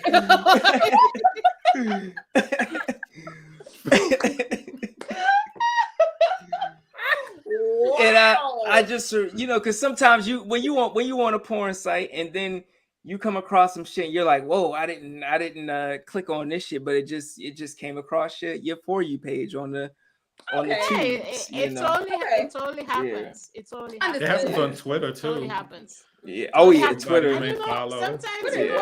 Sometimes you don't even mean to be on a porn site, but it takes you to it anyway. Like this site that I be always recommending people to watch free movies on. I found that there's this weird shit that for whatever reason, you cannot just link it. Like if I would try to link it and send the link to people, when they click on it, it takes them to a porn site because there's apparently like a porn site that has the same title as the site that I watch like regular movies on. It literally called the same. So I have to just, whenever I recommend this site for people to watch horror movies on, I have to just type it out, just like the name of the site. I cannot send the link to it because if I send the link to it, I think I sent the link to that, but then they end up getting a link to a porn site instead, and then they be hitting me up like, what the fuck? Yeah, I mean, we just living in an age where there's so many different kinks. Like before, when we go on these sites, it just be like 5 different categories. Now it's fucking 100 categories. You got to scroll all the way down to the one that's yours. So it's like, all right. Yeah, it's just a lot of shit. It's a weird world we all live in. The world. How diverse we are. There's a movie called A Low Down Dirty Shame with Tracy Ullman. I think it's Tracy Ullman. Okay. And Johnny Knoxville. And basically it's a town full of repressed people. And then when they get concussions, their like inner kink starts coming out. So somebody like likes licking dirt, maybe. Some people, so it's a whole bunch of random shit. So it's like a very like, so the prudes in the town versus the people who have been freed, and there's like a little battle between the people.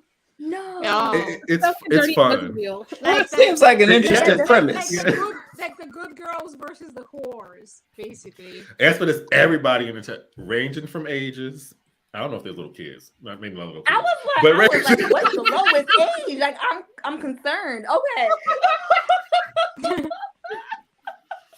But Tracy Ullman was very like the most frigid of the group, and then she got her head got hit, and she was feeling it after that.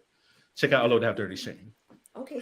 See, I thought you was talking about the black one, you know, the Keenan, the Wayans one. Oh, that one.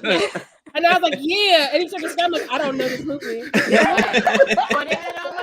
Putting it on my list. Like, I see I have a lot of movies to put on my list. A Dirty Shame. There we go. I fucked it up. So I was thinking okay, so there's a difference. A Dirty Shame and a Low Down Dirty Shame. Don't confuse the two. Two words make a huge difference. Jada Pinkett Smith was not in this film. I don't. Hey, get Will Smith's wife out of your fucking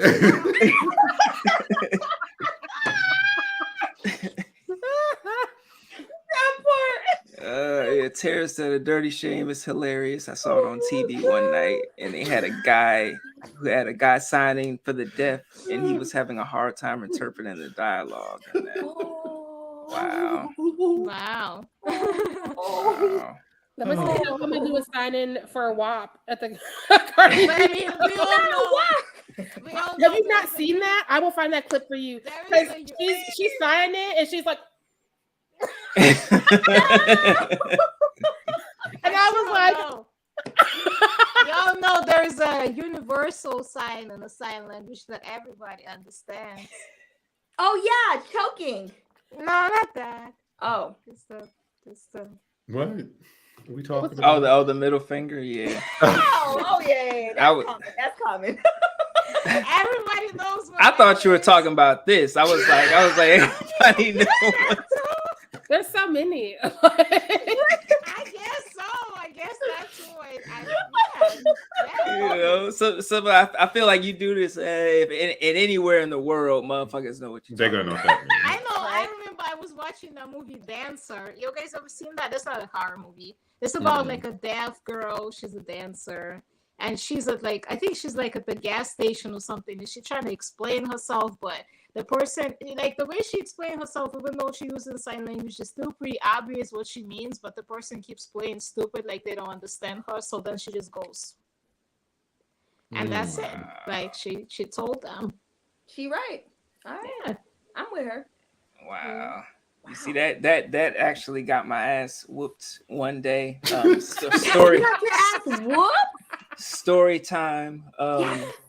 This was back when I was living in Sacramento, California. I was about maybe like 8 years old, you know, and I was a little smart ass, you know, at some point. So my grandmother, or one of my grandmothers, she had told me to do something, you know, and I threw up the peace sign, you know, and she had said something to me, and then I threw up the middle finger, you know, and I tried to play stupid. I was like, I don't know what it means. I know what it means. No. And then my dad drove to the house that night. I know that's right. Yeah, took me in the bathroom with the belt, you know, and I know that's right. And I'm the well-adjusted gentleman that you see. Yes. Not well-adjusted. Yes. Oh, proper, well-spoken, well-adjusted.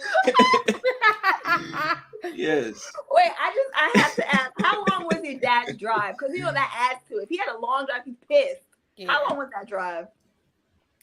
No, it had to be at least 30 minutes. It had to be at least 30 minutes. Yeah, you got washed. I'm sorry. Yeah. It's okay. It's all right. Like 30 minutes. That's a go ahead and street fight situation. That's yeah. I'm like, oh man. So bad.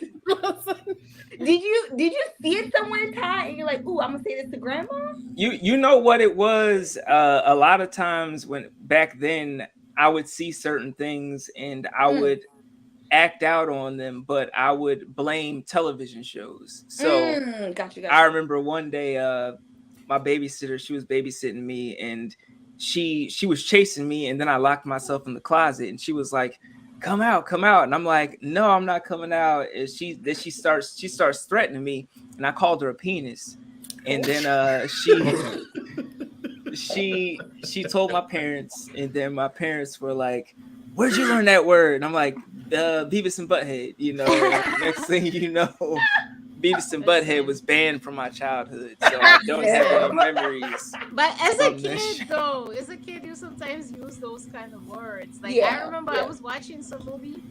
I think it was a Tom Cruise movie where he was like kicking something, and he was like, "You son of a bitch!" And I was like, I don't know how old I was, but I was really young, maybe 5 or 6 or 7 or something. And I remember I asked my mother, "Mommy, does son of a bitch means like a person whose mother is a bitch?" And I asked that innocently, like I really ain't mean nothing by it. Critical thinking. I mean, yeah. Yeah. I feel like when you're a kid, it's like a certain assholishness that you don't have as an adult. Like I remember, I think it was my grandmother. She had got me these Disney sheets for Christmas, and they were the Lion King, but I was a fan of Aladdin, so I was like, Lion King. That was another ass whooping. Damn, you got your ass whooped a lot.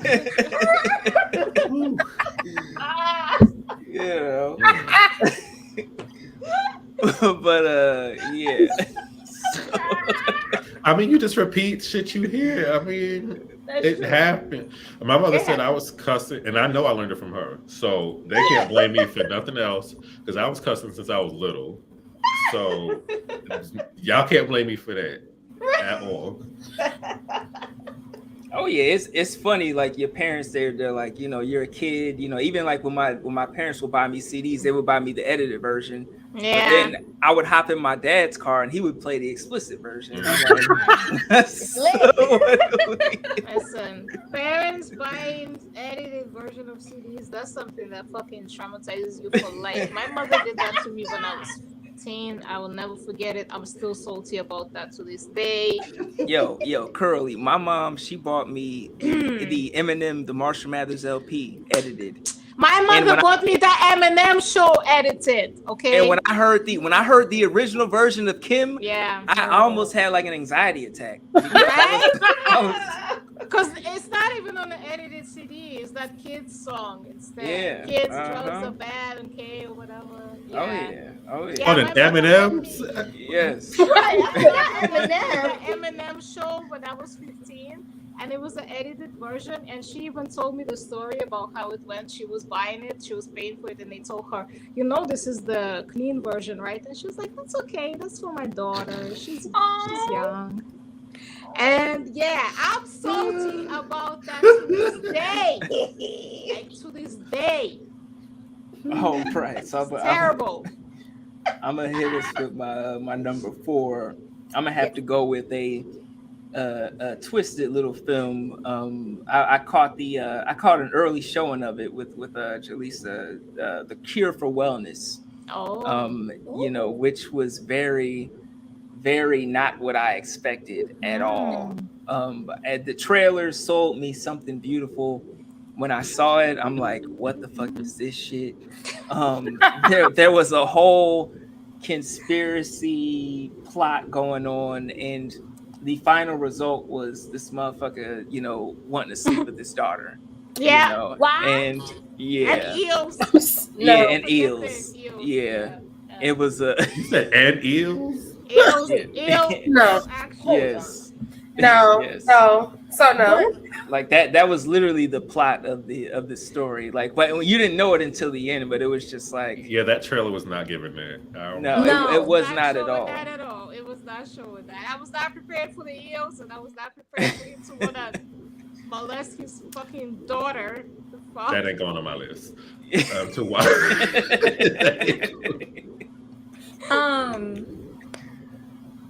The Cure for Wellness. That title, I'm trying to figure. Yeah. Yes. Clinically, yes. Clinically, I need to know. Was it a threesome with his daughter and the eel? Like what? I need to know these questions. Wait, what? What was it like? Electrocution? Like, ooh, this feels good. Like, what was the mechanism behind this? So many questions. And like, where was the eel going? Like, did anyone wash the eel prior? Did they just rip it out the sea and wash it? What? There's a lot. Clinically, there's a lot. I think it was a vaginal infection. It's a lot. Yes. I think it's on Tubi now. Yeah. It feels like a TV movie. Nah, that sounds like a Tubi movie. What's the name of it? I'm not gonna hold you. What's the name of it? The Cure for Wellness. Thank you. Because the title don't make sense. I don't understand. Cure for Wellness. I have a lot of questions. Listen. The Cure for Wellness? All your questions shall be answered. I don't know, girl. I don't think it's true anything from what I've heard. From the eel action to the motherfucker wanted to bang his daughter, all that shit. What is That's too much. in this movie? It was a lot going on. I was just like, is this where we going with it? But like the guy was trying to have sex with the eel? Yeah, well, it was a whole scientific experiment that he had going on. He was in control of a whole entire like hospital, and it had a lot to do with the eels and shit like that. And the whole hospital. Clinically, this is horrible. What position were they in? Like, who is the hospital? The guy was the head doctor. He was the medical director. Look, come through with the proper terms. Bianca. Thank you very much. No. Yeah. Well, no, it cannot. And the name of the movie is The Cure for Wellness. The Cure. Yes, it was everything but. Yeah. Right. Where does the wellness portion of it come in? Because it's supposed to be set in like this idyllic community. Whose community? Eel lovers.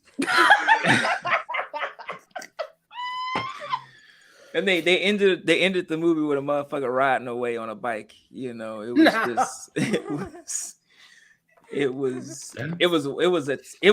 happened. I saw it. It happened. Yeah, a lot of shit happened. A lot of questions. Oh wow. Okay. Michael, what's your number 4, man? Like Bianca, I love a family-friendly film. So I have 2 of these I could go with. Yes. Okay, family-friendly. Black Christmas remake. So the scene I'm going with is the mother who's already fucking nuts in this movie. Billy's mother. She's trying to sleep with her man, who I believe was a mistress at a point, and he can't get it up. So then she decides to go up to the attic where she has locked her son at, and she decides to engage in acts, which resulted in a child. It sounded like my neighbors a couple of years ago. Oh wait, you got wild neighbors though. Neighbors do having. Yeah. This was a Twitter thread. I think a couple months ago, I had actually put it in the Twitter threads. It do sound like my neighbors though. Oh, my bad. Good pick. You good. I'm just hoping that none of your neighbors are on this live. That's the last thing they need to be worried about. With that thread, they might be in jail. Because I know the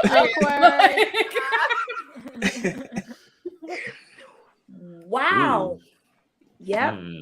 Yeah. Yes. Yeah. Yep. Wow. Yes. Out of pocket. Yep. So I was running out of ideas. So I was like, what could incest? That's out of pocket. So then things just started popping in my head. Yeah. Oh, out of pocket. Yeah, you're right. Yes. Thank you for that. Thank you for that one, Michael. Thank you for that one. Bianca, what's your number 4? Wow, sorry, that is wild. Okay, so my number 4 is actually a movie called Honeymoon. I think I had dropped it in our group chat on Yes. That movie is just so out of pocket. So basically it's a couple. You have what's her name? I remember her name is Ingrid from Game of Thrones, but she's one of the main characters. So her and her husband, they get married and they go on their honeymoon, which is in a cabin off somewhere in yonder, and they have a run-in with her ex, which was very awkward. And basically at some point in the movie she ends up like going to the woods, and ever since she came back from the woods, her husband's like what were you doing out there and everything. She's like, oh, I sleepwalk, yada yada. But ever since she came back from the woods, she was acting very funky.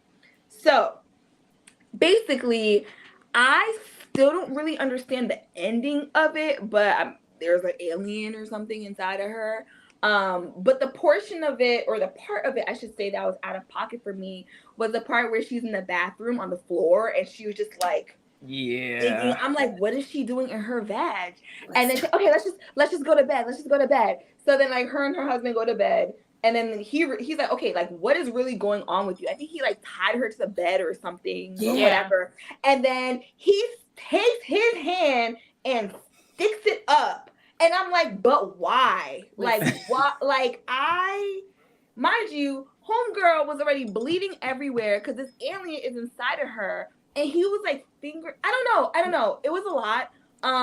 He was trying to pull it out, I think.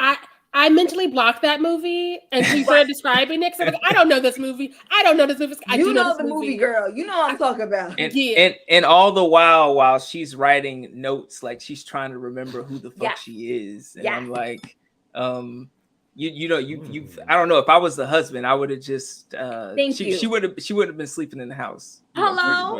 That was like, very weird. It was crazy. He walked in on her. She was like, remember the part where she was like practicing her lines or herself in the mirror and he's just watching her? I'm like, why is she still in the house, bro? Like, this is a new marriage. Something is wrong with her. She's not normal. This is a new marriage. Why are we still in the house?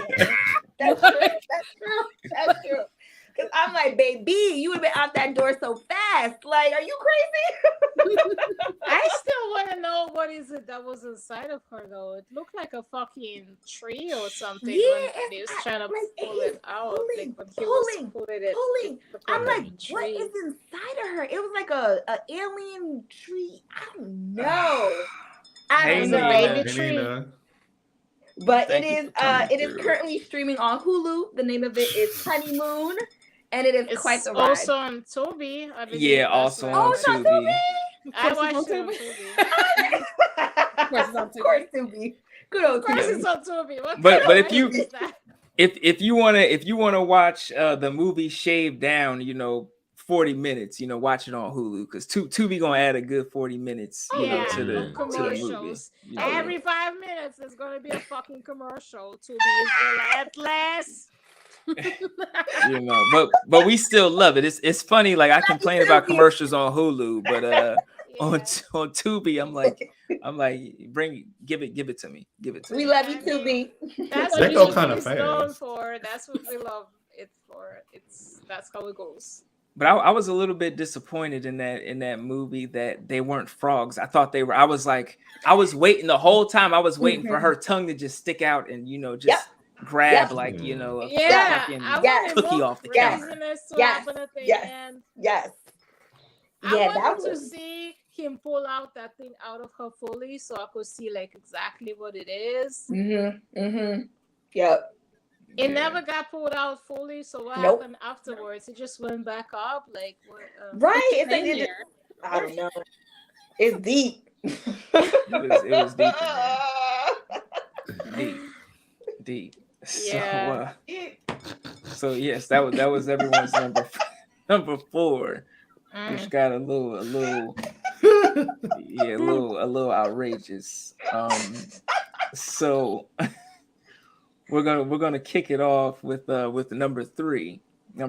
So I'm gonna start us off with one of my favorite movies as a child, Jack Frost. You know, the killer snowman. Killer snowman. And there's a certain shower scene, you know, where he's looking for some loving and some slaughter, you know, and he's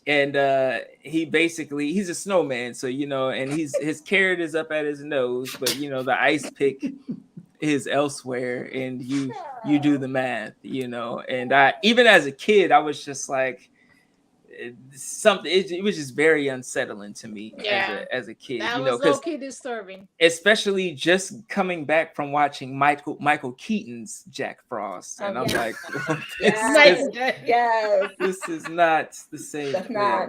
You know, it's not.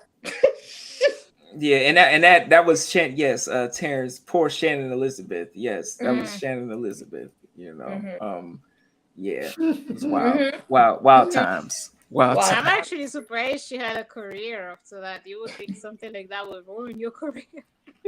Yeah. But she was naughty, and I think they made like 20 of them American Pie films or whatever. Yeah. She wasn't in all of them though. She was only in the first 2. She was in the first 2, and I think they brought her back for like one of them. I think the wedding one, maybe. Yeah, I think the wedding. Oh, yeah, maybe the wedding or the reunion. Yeah. They might have brought it. Yeah, but the movies were a time. Teenage years, they were a time. You know. I mean, those are classics. You can't really knock the American Pie movies. I mean, they are. Oh, yeah. Which was out of pocket as well, you know, kid fucking a pie. You know? Yeah. that whole shit. And remember in the second one when he glued his hand to his dick and he glued his other hand to his yeah. Jesus. And I love how understanding his dad always was. Like in the first one, he was fine. He was like, "We're just gonna tell your mother we ate it." In the second one, he was like, "Well, you know, we're just not gonna tell your mother about it, like at all." But I'm just like, I've been a teenage boy. I've never been that horny to like ruin a pie. Like, and I don't know if it's just a black thing, because I'm like, I'm not going to ruin. I mean, I'm not a guy at all, but I just can't imagine wanting to use like food. I don't even understand. It's just it's a fetish somewhere. But then again, there's people with kinks and fetishes with food, you know. So. But how does he? I'm trying to figure out what he was fucking in the pie, because the pie was just like this. There, like I'm trying to figure out what. There's no hole. Everybody to answer your question, everybody has different sizes, and I guess this fit the pie. I don't know. I mean, what Jason Big got, but I guess it that might be a stage name, and we didn't leave him alone. He gave himself that name to overcompensate. Oh my god! It was really Jason Smalls, right? Originally, people are like, Jay Smalls is in a movie.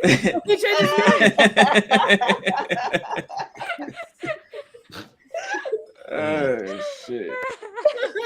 So yes, that was my number 3. So let's go. Bianca, what's your number 3? So I will say I'm actually gonna do a combo number 3. So I do have Jack Frost on my list as well. But I have a different scene. It's more so I think it's in the beginning of the movie when she gets a phone call and he's just like talking dirty to her. Yeah, I remember that shit. It was just like, oh. What was he saying? So dirty child. Just dirty. I'm almost saying dirty. So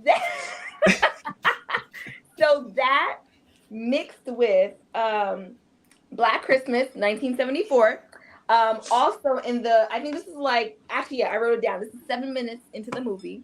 Same thing. He gets the phone call. Remember when they call the guy's calling, and he was like, "Oh, what is it? Oh, I want to suck your cunt. Like, what color is it? Like, just out of pocket things. What color? And I'm just like, why is it always like when they're coming to like kill you or like something? It's like a prerequisite. Like, you have to talk dirty to me. Just roll up and kill me. Like, I don't. Why? Wait, but why you gotta say what color is it though? What kind of race? Hello, like that? I said, okay, it was purple, and then what? Like, where were we gonna go from there? Right. It's always the snowman. It's always the snowman. It's always the snowman. So racist. I'm so offended.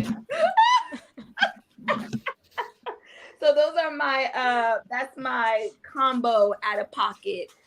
Just generally, like, why do killers always call and like they have to talk dirty or something sexual before they just hop in? Like, what you want? Like, okay, you gonna come kill me or whatever? You want some popcorn? Like, whatever it is. But like, why does it have to be like a sexual thing? Like, why can't you just go straight to chase? Like, bitch, I want to kill you. Like, that part. Be intentional. That would have been a completely different Scream opening. You know? It would have been quicker though. It would have been like, kill you. Bitch, I'm gonna kill you. What? I already did. I got a curfew. I got a curfew. It would be a shorter movie, admittedly, but it'd be more on point. That's true. Yeah. That's true. But yeah, it was. I just found it interesting that there's always some sort of, not always, but in a lot of these movies, there's always some sexual something before they. I'm like, just do what you need. That's why they chopping off our dicks in movies now, because of all the stuff that happened. I know, right? It's payback. Payback is a bitch. It's payback for me. Shout out to GirlyGirl for not whipping out the props tonight, because I thought she was going to whip out the. I know that's right. My corkscrew right here. You see that corkscrew? Come on, Curly. Come on, Curly. Snap. All right, Michael, what's your number 3? Number 3, I'm gonna go with a movie called Splice. So there's these scientists, it's a couple, and they're genetically creating some sort of creature, and then at some point, I guess it sexually matures, and it has its eyes on the male of the couple. And she's looking at him very seductively. She wants to fuck him. And he does. Typical male. He does. That sex scene. Yeah. With the wings and all. And then later she turns into a male, which is crazy, and I loved it. But like, and she fucks the wife. It was a lot. It was a good movie. It was. She definitely was a equal opportunist. Yeah. Yeah. She's rated E for everyone. It was Adrian. She was giving rated E for everyone. She took out everybody. Adrian Brody. And I was shocked because I didn't think he was actually going to do it. But you can kind of tell he enters her. Yeah. Based on the faces. So, yeah. that's my moment. And it cracked me up when the wife was so upset with him for it. She was like, "How could you? You don't do those things." Why? Like, y'all made a fucking mutant in the lab, and she's like, "You had sex with it. What's wrong with you?" It's true. Jesus. That was a movie. That's and also, remember when he turned into a man, and she was like, "What do you want from me? What do you want?" He was like, "Inside."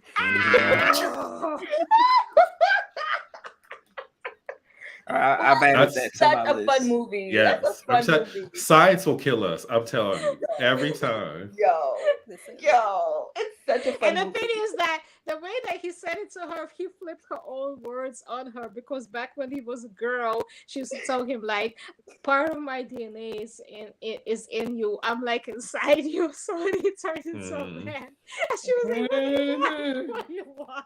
He was like, inside you. It's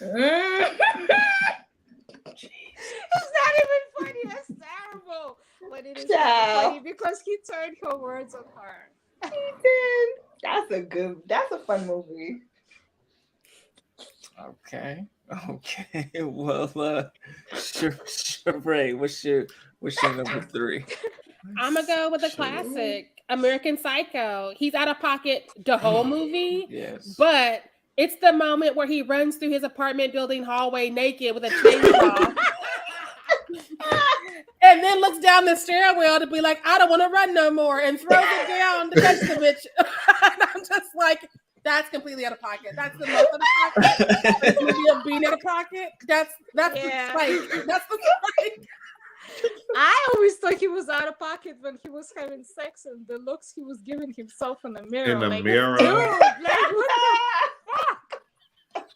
No, like when he was like working out to like a horror movie, I forget which one it is. It's something I should know. But it's like this girl is like screaming and shit. She's like, ah, and he's like, yeah. And I'm like, what is this movie? What's wrong with you, Christian Bale? I'm gonna be Batman someday, bitch. Yeah.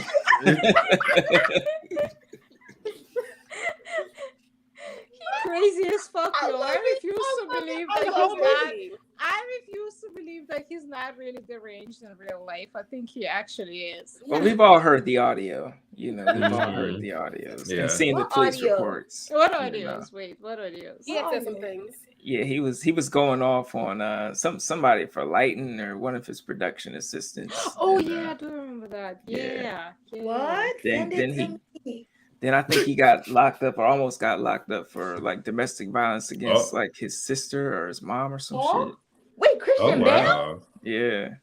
Really? It's method acting. So he's a he's a method actor, right?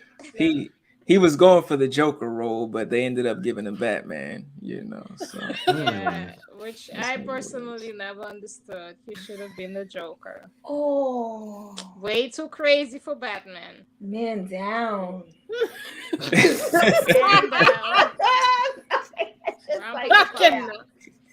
Man down. Wow. Well, and I love that he was a social media influencer before it was a thing because he'd go through his whole routine in the morning. Like the people be recording and shit now. Yeah. Like I fake wake up and the camera magically, records me, even though I just woke up and this is what I'm doing next. I'm washing my ass and the whole thing. Yeah, his facial mask and all that crap. He was not the facial mask. Wait, this is Christian Bale we're still talking about? Yeah, I did not know this. In American Psycho, he was putting on like that face mask and he had the whole you got to check out American Psycho. It's a classic. I'm not gonna lie to you. I've seen bits and pieces of it, but I haven't watched in its entirety. Part 2 was good as well. Check out both. Okay. I need to see part 2. Mila Kunis is in it. Part 1 is White Men Gone Wild. I can't look away. I can never look away. I'm just like. Like it's the first time every time. That's kind of like how they probably act. Okay, I put it down. The whole movie out of pocket. I'm not gonna lie to you, but that whole movie out of pocket. Oh, y'all will get the message from me as I watch. Don't worry, y'all will know what I'm watching. Message the group like, guys, what the F? Now, Curly, what's your number 3? All right, let's lighten it up since you're all bringing up PG-13 movies and all that. No, ironically, I really am gonna lighten it up. I'm gonna bring up that part when Idris Elba was fucking fist fighting a lion and beast, which is a movie from recent. Wait, that shit cracked me up because why are you fist fighting a fucking lion? What is wrong with you? I don't watch Idris fist fight anything. I'm not gonna lie to you. That's cinema. Motherfucker over there trying to fist fight a lion. I mean, were you entertained? Were you entertained? He worked out for that role. I was very entertained, but that shit was so out of pocket. I was like, oh no, he did not. First, he ran at it with a knife, I think, but I guess the knife got knocked out of his hand, so he was just like, Oh, sir. See that, and that's the thing. I was more concerned about the other folks, the white folks walking up to the lion and just being like, "Oh yeah, this Well, is you know, my that's just buddy," or regular. whatever, That's you just know? regular white people shit. They do it all the time. It's nothing to see there. They always do shit like that. If you watch videos on YouTube, they always be petting lions. And I was have watching a seen the video the other videos. day when somebody was like hand feeding a tiger like a chicken, like a drumstick. They was holding the drumstick while the tiger was biting it. And I was like, what the fuck? The videos that get me are the white people fighting kangaroos because the kangaroos will square up. Like they'll tell you that when you watch Michael's Modern Life. Like these wallabies kangaroos out here fighting people. Like this kangaroo was like square up. They will square up. They was boxing. The kangaroo will definitely square up with you. No, they were boxing, and the kangaroo was not over it because he followed him home and was outside the window, like, "Come outside, come outside." No. I'm never going to tell you. I'm never outside. Listen, he was like, I see you. I'm gonna come through this window, and they like. The kangaroo was like, "Cash me outside." How about that? Right? Ooh, And that's why I don't travel. So bad. Like, oh, someone's outside to fight you. Who? A kangaroo? What? Like, can you imagine? First off, beefing with a kangaroo, but also That's the kangaroo true, following you home. Like, how far was your house? Like, where were we scrapping to begin with? Was I driving home? Was I riding a bike home?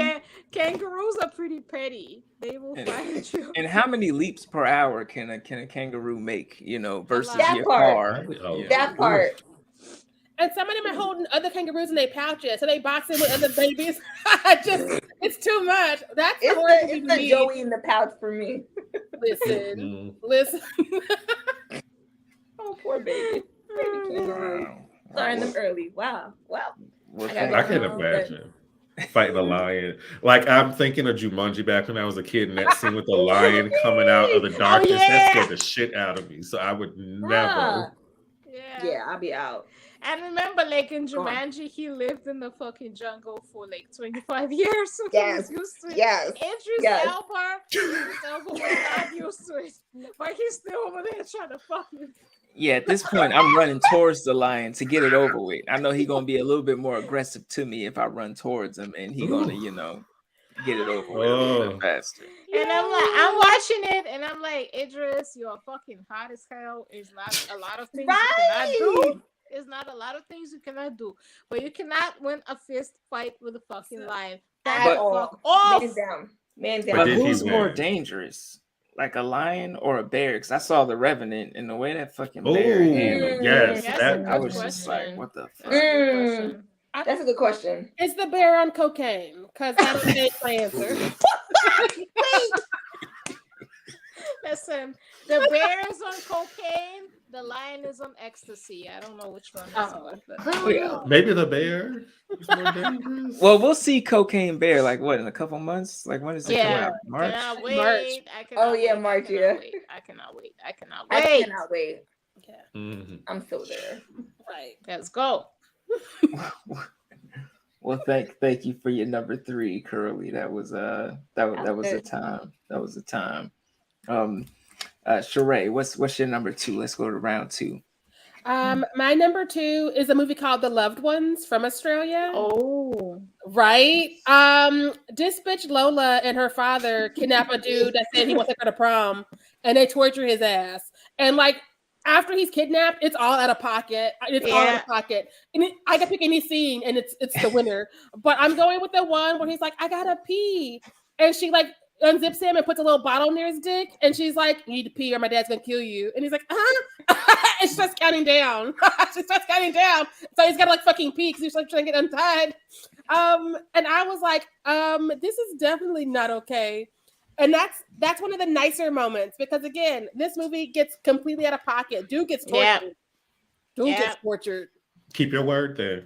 What about what she said? What about when she came to the beautiful, inspiring realization that her daddy was the one that was the one all along? It was him. He was the one. He was her daddy, her father. He was the one she was looking for this whole Remember time. when she was getting into her prom dress to torture this dude, and her dad walked in, and she was like, "No, I can change in front of you," and I was like, "Yeah, weird." No. And I think she was like, "Daddy, this whole time it was you. I was like trying to get with all these dudes.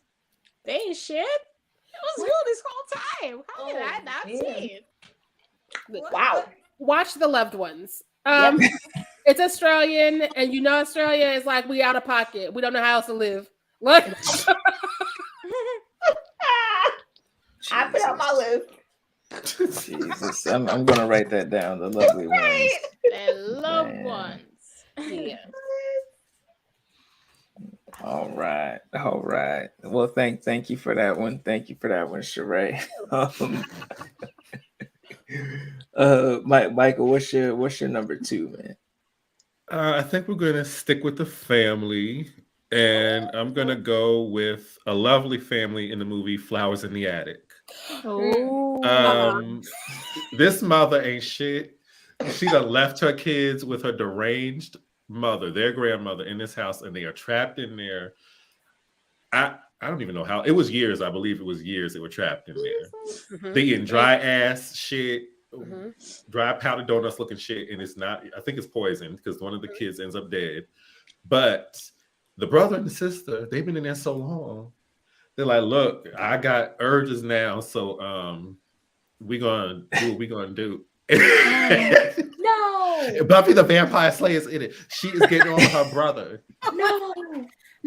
Wait, are you talking about like the 80s version or the Lifetime version? With Christy Swanson in the 80s. I don't think they got it on. The brother and sister didn't get it on in that version. It might have been implied. In the Lifetime version, they got it on. I think they took that out from in the book. They got it on multiple times. In the book, hell yeah. In the book, the book had a whole series because they were like, we should go get it together because we already did it. They were screwing for years. They got married and everything. They had kids and shit because they were like, we grew up in the attic together. Might as well. Yeah. But in the movie, like in the Christy Swanson version, I think they took out the part where they like actually got it on. But in the Lifetime remake version, they for sure got it on. And in the book, the way they got it on was weird as fuck because he basically raped her, and she was like, "Well, he raped me, but it kind of felt good, so I'm gonna accept it." Fuck yeah. Right. And he goes on in the book series to just like watch her until she's like, okay, I guess we should be a couple. Because she tries to be other men, and he's always like, I'm waiting for you if this doesn't work out. And I'm like, yeah. And she looks like their mom, so he has a weird mom fetish too on top of everything else. And I think she also likes him because he kind of looked like their dad or some shit. Who wrote this? V.C. Andrews. Listen, she collected her check and left. She was like, I'm ready to go meet the king. Good night. She had a weird thing with sex and siblings. All her books were incest. I was reading them as a teen, and I was like, Yeah, and I've read a lot of her books. There's a tub somewhere. It was always some type of incest. It's not a brother fucking a sister. It's like a cousin fucking cousin, uncle fucking niece. It's always some weird shit. My favorites are the ones where you're like, we're not going to do incest this time because she's an orphan. She will find her family to fuck one of her family members. And I'm like, no. What is happening? Remember the one with the black girl? The only one where they had a black girl in, but she found out that she had like a white family member and she went to live with them, and like her uncle or somebody was attracted to her. I was like, really? I can't. The fact that this is a theme, this is a genre. It's legit a genre. Like what? Just can't stop. V.C. Andrews has been dead for I don't know how many decades, but our estate still puts out books in the vein of incest because it kills. And it's not even her writing them anymore. It's her ghostwriter now. Yeah. But he keeps it going. Yeah. Because we need incest in the grocery stores. So he's like, gotta get another one. But like there were so many times like we're not gonna do this book, right? And it's like you thought, bitch. And she's a Southern lady, so it's always like, and we were galloping towards ecstasy, and it's like, you ever read her vampire book, Daughter of Darkness or whatever? Yes. that's about like the girl that the father is screwing all three of his daughters or some shit, and they're all vampires. Ooh, she was born in 1923. And she got some nerve to be smiling in this photo with this book. Listen. What? She was like, I know what the people want, incest. Yeah. Oh, God. Apparently, clinically, it was right. I'm like, y'all already know. I'm just gonna. I wonder. quiet. So, like, back then, I don't know when quiet. that book was written, but like, maybe she's thinking like middle America, people living on farms and shit with nobody else but their family. So to them, it's like, this is all we got.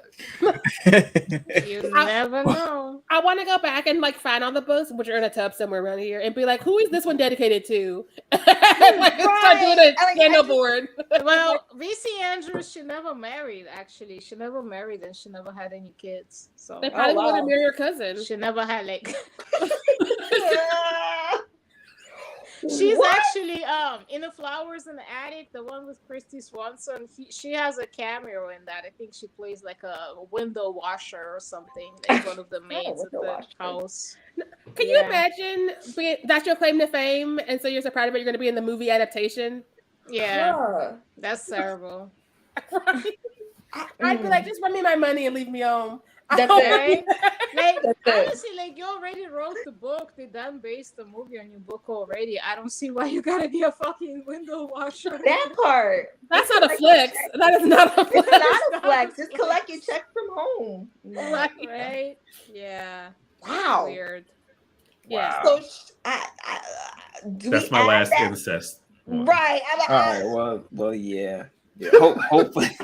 I mean, Lifetime though, they did a better job representing the incest because they did all of their movies from those books, not just the first one. They did all the sequels too, and they really went in hard on the incest. Everybody was fucking everybody. No! Listen.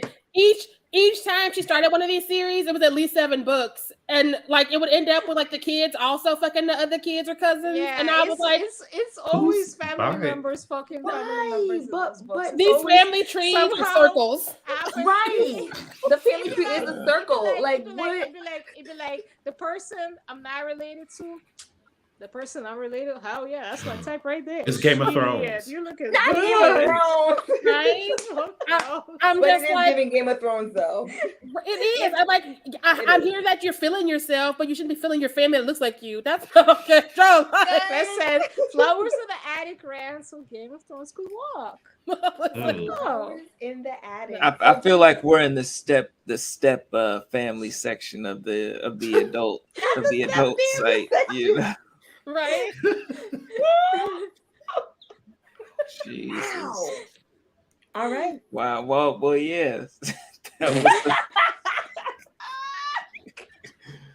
So, thank you. Yeah, by the way, this live stream, don't get no hopes for it. It's demonetized. It's fucking demonetized. Oh shit. Thank you for that one. My number 2 is gonna be Don't Breathe, a little film called Don't Breathe. With a little scene, towards the end where, you have the main protagonist, she's tied up. And well, actually, I'm drinking. I forget if it was the main protagonist or one of the girls that he had tied up previous. It was the main protagonist. Yeah, it was the main protagonist. Yes, thank you. And he has a turkey baster, Nope. No. Yeah. Nope. No. Full of his fun juice.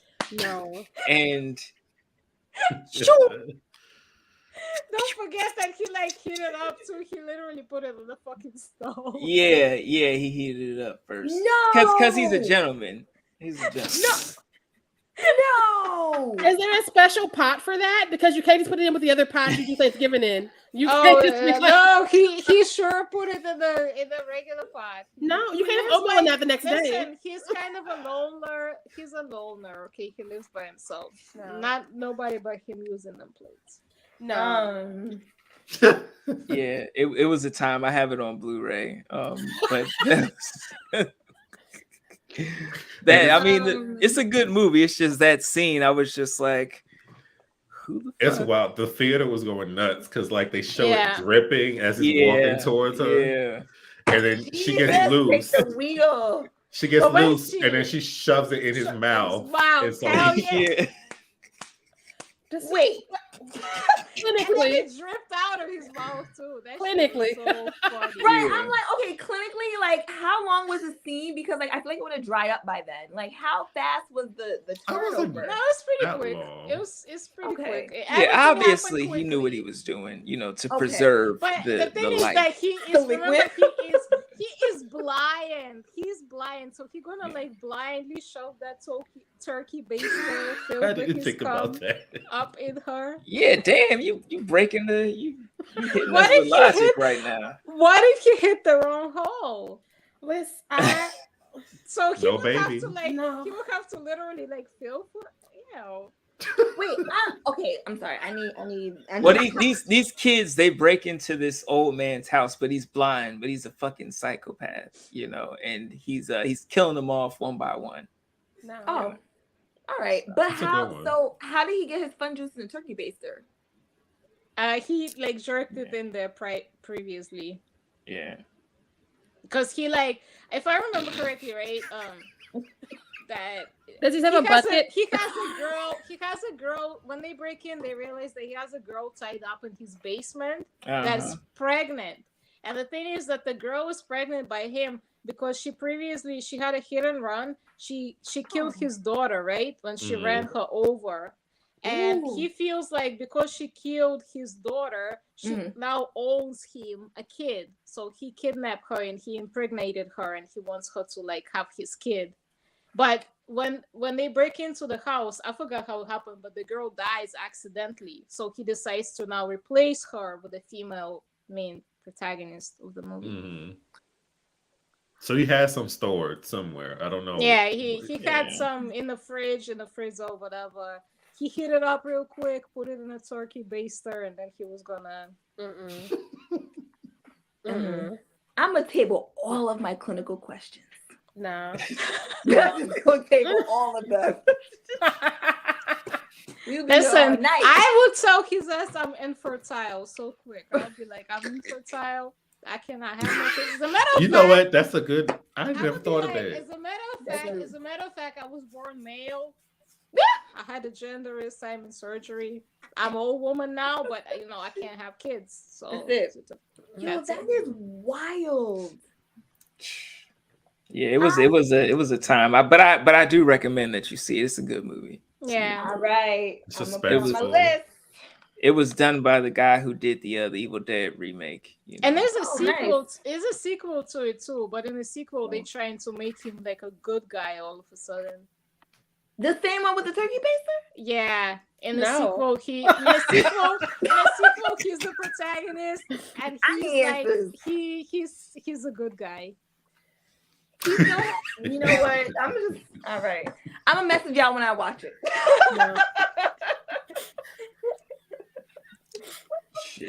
Shit. Well, yeah, that was Don't Breathe. Bianca, what's your number 2? So my number 2 is actually from the Poltergeist, 1982. So the scene that gets me, and I found this very interesting, was the scene when Diane falls into the pool and the skeletons pop up. So I actually found out, I don't know if you guys know this, but those were real skeletons. And I was like, what? And apparently it was more cost effective to have actual skeletons as opposed to having plastic ones made. Whose clinically family is? They were just laying around the house, I guess. What? I have so many answers. I mean, so many answers, so many questions. I wish I had the answers. I have a lot of questions. It's just like, who cleaned it?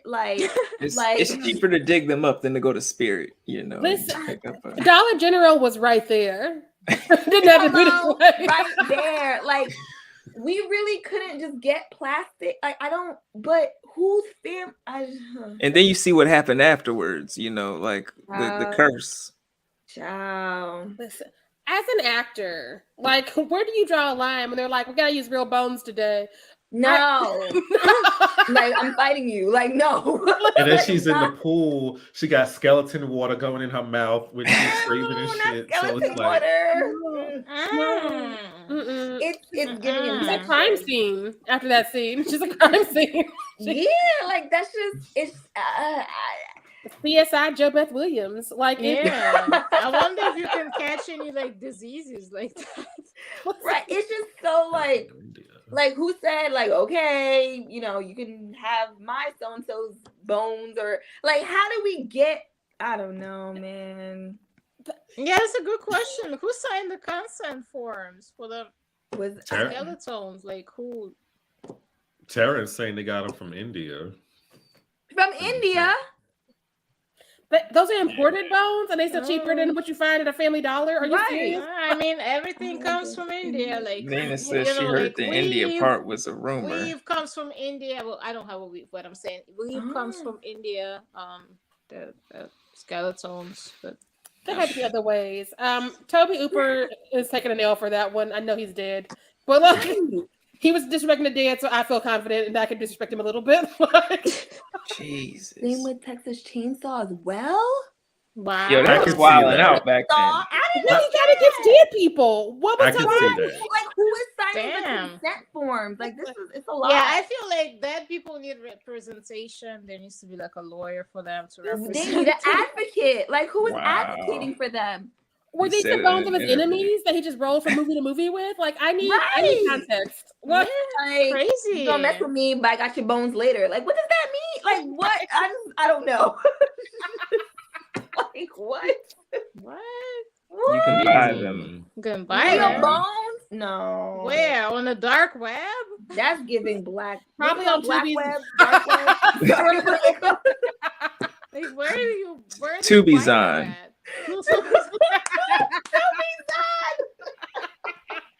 It's definitely giving Tubi's on. Cause what? Hell yeah. What? Jesus. Yeah, that's my real human skeleton, $7,250, or you could pay $650 for a month. Crazy. Wait a minute. What website you on? Right. It's called Skulls Unlimited. No, it's not called Skulls. No. Stop it right now. Listen, on our website, we sell 100% authentic human bones, not like those other websites that sell you fakes. We got the best bones in the business. Come on down. Right. Like, we're super bony. Like, what? No. Don't be bony. Wow.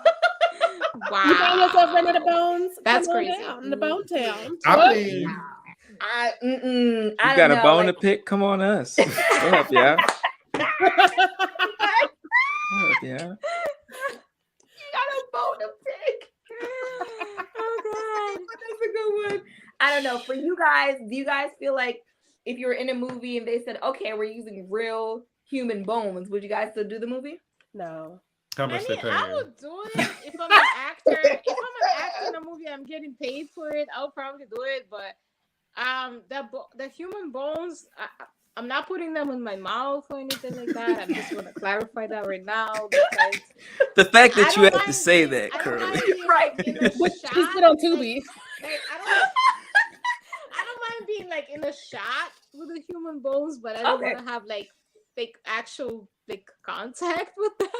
Got you. Yeah. Would you get in the pool with them and swim like she did? No, because that's kind of me being in the contact. That's so what was it? Michael, skeleton water, man down. Nope. Yeah, no skeleton water. No skeleton water in my mouth. Man down. No skeleton water. I would be in a shot, like standing like over the pool, but I'm not getting in the pool. You know what I'm saying? Got you. I'd have been like, "You got your damn mind, Mr. Hooper. I'm going to my trailer." I may dip like my finger in the pool or something, but I'm not jumping in it like my. Ew, you got skeleton water in your finger. I don't want none of that bone broth. I don't want none of that fucking bone broth. I'll dip my pinky in there. Not the pinky. No, if you saw a Yule log, when you know something's cursed, you don't touch it at all. You That is my number 2. Well, that was an awesome number 2. Thank you for that. Thank you for that. Curly Girl, what's your number 2? All right, I hope I didn't use it for the next in the last stream, because like I told you, I don't remember what I used for last stream or not. But like the audition, the Japanese movie where this movie director guy, he wants to find a wife, right? So his friend sets up like this fake audition where they audition women for a fake movie, and that's how like he finds a wife. He finds this woman that he really likes, and she turns out to be a psycho killer. So the out of pocket moment comes from the part where he sees that, and that's not even it might be not even real, it might just be in his head, but there is this part where he sees one of her previous victims. This guy crawls out of a fucking bag, and he has like no legs. He has no fucking fingers. I think he has like a pinky and a thumb left on his hand. And he has no tongue, and he has no ears. And then she fucking vomits in a doggy bowl, and she puts it on the floor, and he like fucking drinks it. Yeah, that was pretty out of pocket. A lot going on. Just a lot going on. Oh, you guys never heard of it? No, I've heard of Audition. I haven't checked it out. Terrence says it's a masterpiece. Yeah, it is actually. It's a really good movie because like it builds up to it very slowly. Like it blindsides you. The whole time you're watching it, you think it's like a romantic comedy or something because you see them meet and be kind of cute and awkward with each other. They go on all these dates and it's so cute. And then he asks her to like marry him, and then he just disappears on him out of the blue sky, and he's like looking for her, and then all of a sudden he finds out all these weird things about her, and then he comes home and he takes a sip of his drink, and next thing you know he's drugged and paralyzed, and he comes in the room to torture him. It's crazy. Wow. The only horror in that movie is like the last 15 minutes. Before that it's like a romantic comedy or some shit. And then like the last 15 minutes it hits you. Damn. And she's fucking psycho. Actually, Terrence really likes her. He would like for her to take his shoes off. Terrence knows what that means. Ask Terrence. You know. Wait. Terrence, where you at? Please come to the front of the congregation.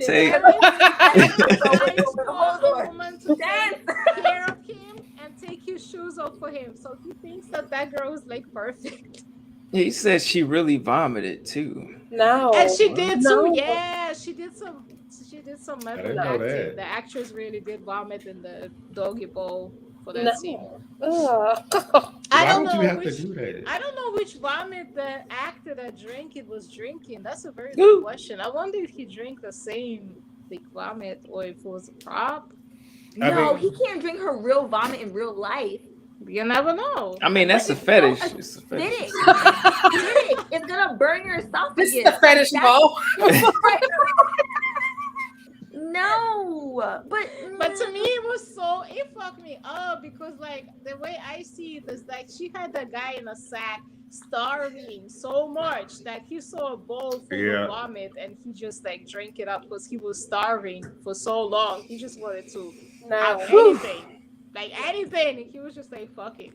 At that point, take me to meet the king because there's no way. Nope. Nope, just send me to the Lord. There's no way. Absolutely not. Just fucking kill me. There's no way. Nope. Oh, see, he likes us and me. Terrence, that's you're her name. good. He loves her. She knocks him off his feet. See, I told you Terrence like her. That's his type of ideal woman. He loves that girl. I agree, Nina. Japanese horror will fuck you up. Yeah, they Japanese are some wild motherfuckers. Let me tell you, they crazy. Wow. That's so gross. I'm sorry. I just have to say, I really hope he didn't drink her. I hope he did not too. I hope there's no way. I hope they like replaced it between shots and gave him like a prop to drink. But why really vomit if she's not going to drink it? Even if he was drinking a prop, that shit in a doggy bowl, it looked disgusting enough. Even if it was an actual vomit, whatever it was he was drinking, It did not look good. I need an omeprazole after this.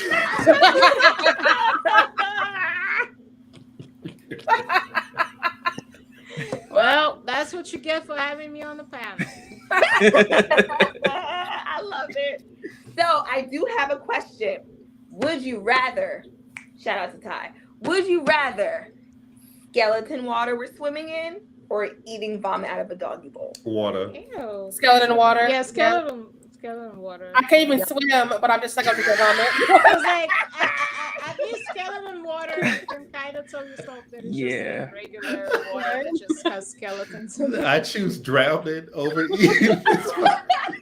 Yeah, I can't swim, but I would probably choose drowning over the eating of vomit. Every time I vomited, I felt like I wanted to die. And aside from how painful it is, it also tastes disgusting when it comes out. So I cannot imagine willingly like ingesting it.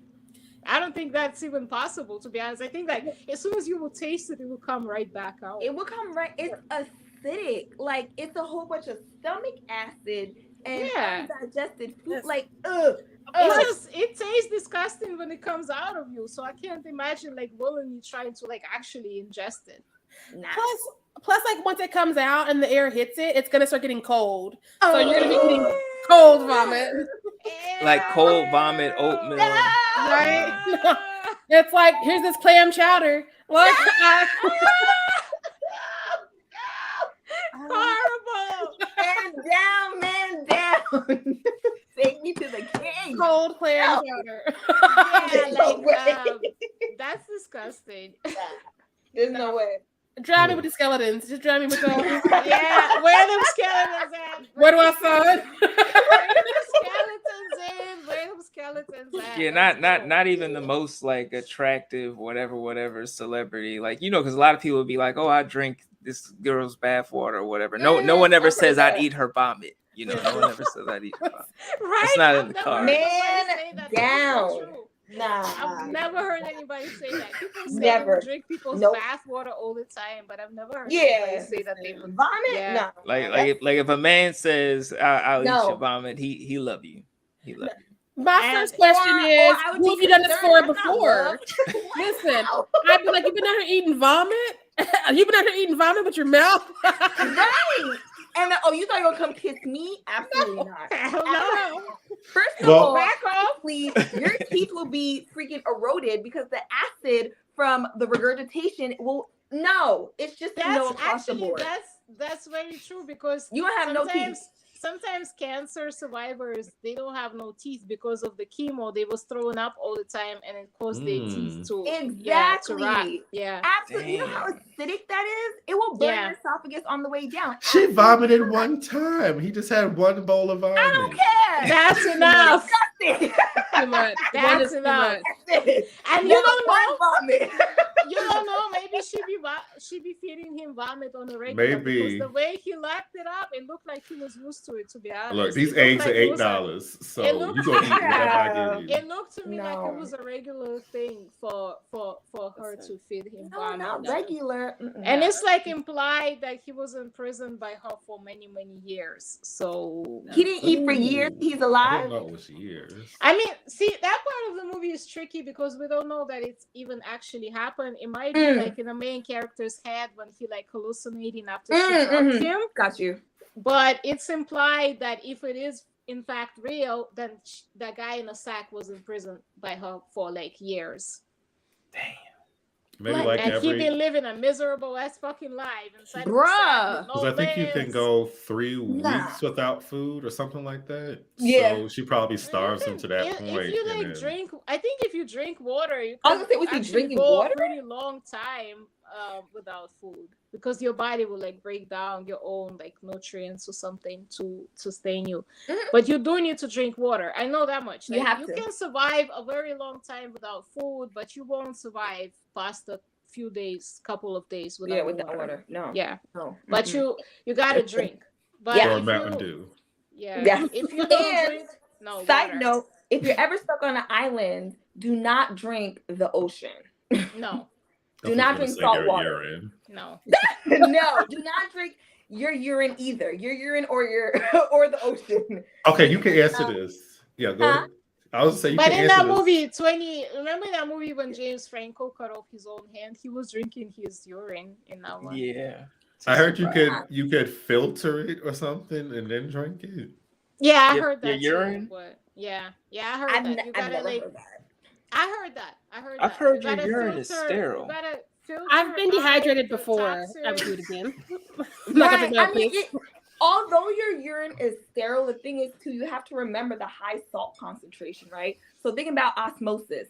Water is going to be going from sorry, y'all. You know, I don't remember what that is. Osmosis Jones. Is that what we're talking about? Filter it to get rid of all of the salt and the toxins and whatever, and just be left with like the water part. I don't know, man. I don't know. It's giving cell death. I don't know. Listen. On a cellular level, it's not it. Not it. Nah, I'm gonna just go ahead and end it if I'm stuck on an island and my options are my piss or the salt water. I'm gonna just be like, you know what? I'm gonna take drowning again. Just take me to the Lord at that point, because you will definitely die quicker. Because remember, because of the high salt concentration, the water that's in your cells, osmosis, water goes from high concentration to low concentration. So if you're now ingesting all the salt, guess where all the water in your cells are going? Out of your cells. Your cells are gonna die. You're gonna die real quick. So if I'm stuck on an island with a bottle of wine, would that sustain me? I want to know. It's grape juice. I mean. But remember too, wine is a diuretic. You're gonna be pee. It's gonna make you pee, so you're gonna get dehydrated. Well. Yeah, it's a diuretic. Damn. Sorry, y'all. Clinical. Yeah. Damn, you can't win. Come through, Miss Frizzle. Come through. Come through.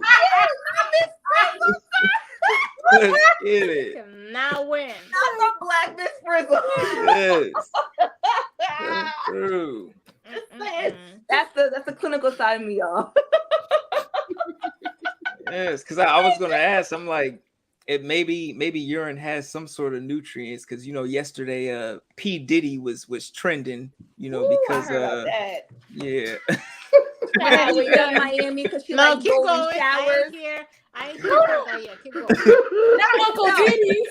Young Miami, I'll say it. Young Miami did an interview, and she said that she enjoys golden showers. So because of that, now P Diddy, get it? P Diddy was trending. Yeah, and that's where that is. So he's like in the R. Kelly club. They all pissing on each other.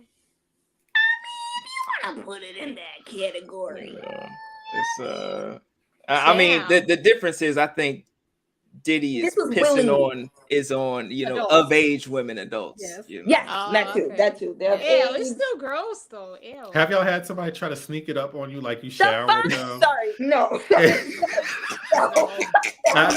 So you shower. That was my answer. My bad. You shower with them, and then they start peeing in the shower and shit. They say that.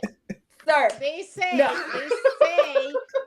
that if you that's for my ladies out there. They say that if you if you squirt, that it's mostly pee. So like if you ever did that, you've been peeing on motherfuckers. Clinically, clinically with a female orgasm and squirting, it isn't all urine. That's the furthest I'll go with it. They say that if you let it out, that it's mostly pee. It's not. It's there is some urine in there, but it's not all urine. No. But if there's some urine in there, that means that you're being kind of. I mean, it's a little razzle of it. A little razzle dazzle. Just topped it off a little sunshine. Just a light golden shower.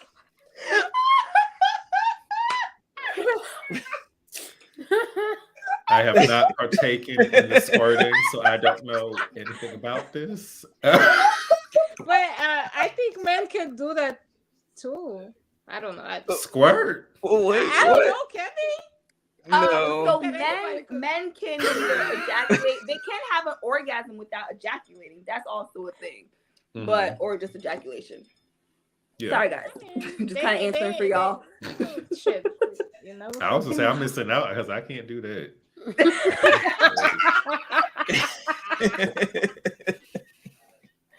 Oh God, how did we get to this? I don't even know. I don't know. How did we get here? Listen. Nobody's supposed to be here.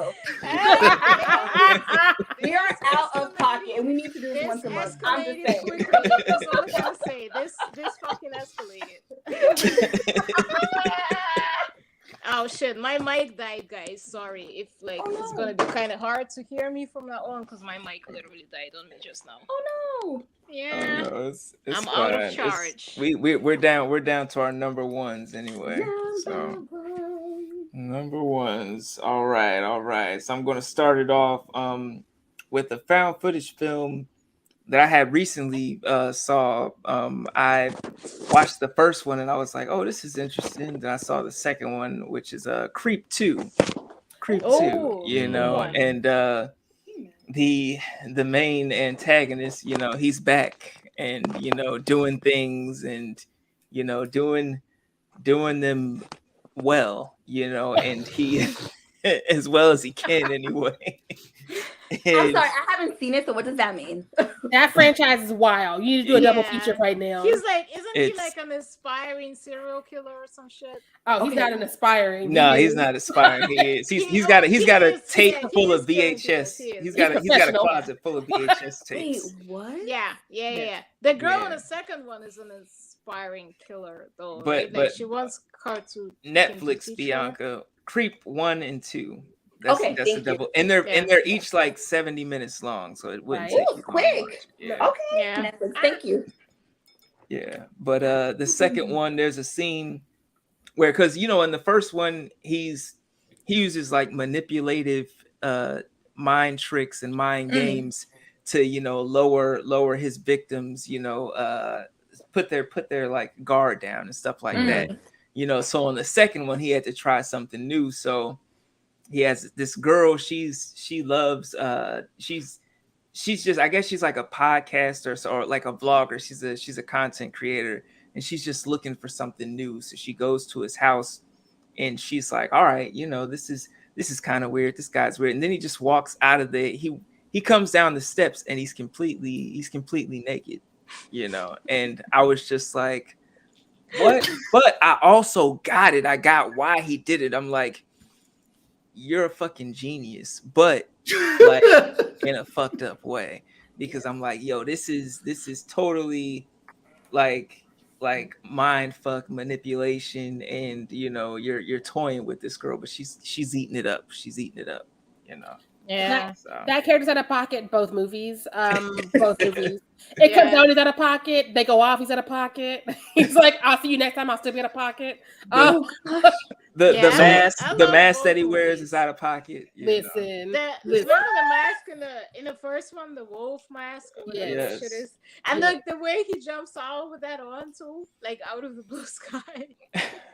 So wait, was he naked? So he was trying to like play up, I'm just a weird person, so that's why I'm naked, to throw her off and think, okay, he can't be a killer at least. He's just fucking weird. I think in the second one, didn't he tell her that he was a? He told her from the beginning that he was a killer. That's why she went to this bitch. Him. But what? I think she didn't take him seriously at first. She thought he was just talking shit. That's how I remember it. Anyway, it's been a while since I've seen it. I think she didn't take him seriously. They never did. I mean, like, even if I don't think you're actually a killer, if you're telling me you're a fucking killer, I'm gonna assume that something is wrong with you on some level. Hello? If you didn't actually kill anybody, I would assume that you are like crazy on some level anyway, and I would not want to be nowhere near you.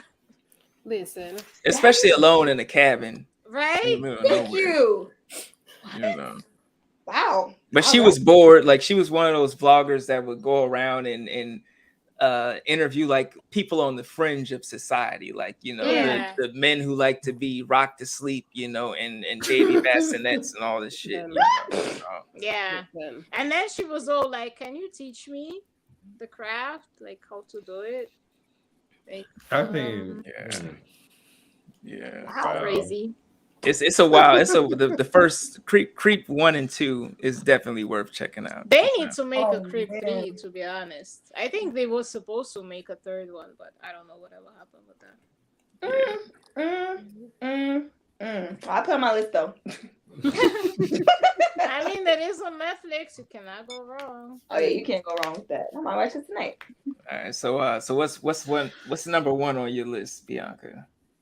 So before I say my actual number one, my faux number one will be, what's that thing y'all made me? Well, y'all didn't make me watch it. You told me not to watch it, but I watched it. The thing on YouTube, the Strange Things About the Johnsons. Yes. That, I'm sorry, I just have to make mention of that. Yes. So I woke up that morning, I chose violence. I was like, how bad could it be? And I was like, I'm gonna watch everything they told me not to watch. That was you and Sharai fucking up. Yeah, morning. I remember you watched Tusk that day too. That was I sure did. Yes, I watched that, and I was on a bench. Yep, I literally was like, guys, I'm choosing violence today. I'm watching everything, and I was like, I regret my decision. You gotta ease yourself and shit like this. You can't just be watching all the movies in one day. I know. I was just overzealous and excited. I was excited. I was so excited, and it was dreadful. It was very uncomfortable, and like it was cringe the whole time. Sweet summer child. Like, it was just, man. It was the low key moments. So like, put the footsie at the table and them taking a family photo. He grabbing him from behind. My favorite scene is forever when he's in the bathtub and he's the door, and he's like, no. He did. And I understand what you guys were saying by like it wasn't funny, but that scream or that was I screamed. I was cracking up. I'm like, this cannot be like. It was just something about the way he kicked out the door and he screamed. He did. But I 100% will never watch that again. So my actual number one is High Tension. I don't know if you guys have seen it. Oh, yes. I have it on Blu-ray. Yes. Hold on, tie your Blu-rays. I need your Blu-rays. Like, what? He's got some good Blu-rays. Bruh, the first 7 minutes of that movie, when homeboy was receiving fellatio from the head that's not attached to the body. Yep. I screamed. He finished, and then he threw the head out the window. I was like, oh, we're 7 minutes into this movie. It was out of control, out of pocket, out of control. That's my number one. That's it. He just got hit from a dead head. And it's wild. Yeah. It's a wild ass movie. I'm like, so wild. That and then he threw the head out the window. I'm like, whose head was that? Like, why? But like, and then also, so my clinical question is like, okay, this head, like, how long has this person been dead for? Because rigor mortis sets in. So it's not like the person is salivating or anything. It's just a dry ass mouth. Like it's that's just a very like good question. You understand? Like that's it's not a very good question, especially if you. It must be a fresh head. If you consider the twist as well, when he was getting head, it wasn't really a he, it was a she. And I would assume that for a dead person's head, it would be even harder to give head to a female. You can't push the tongue out the way. And then again, with the way he flung that head out the window, I'm just like, bruh, like, how did you, like, it's not even like the corpse's mouth was like shaped in an O. I'm like, oh, did that hurt you or anything? Yeah. You know what I mean? Like, I had a lot of questions. But that was definitely my number one. But I thought it was like a parallel with that scene because she was playing with herself in the bed. And I thought like that was because, with the twist, like I thought that scene connected with that. I never thought about it that way. See, I like it. I like when I discuss movies with motherfuckers and they get deep. I never thought about it that way. Yes. Because the other option is he's also Jason Biggs who's tapping that ear.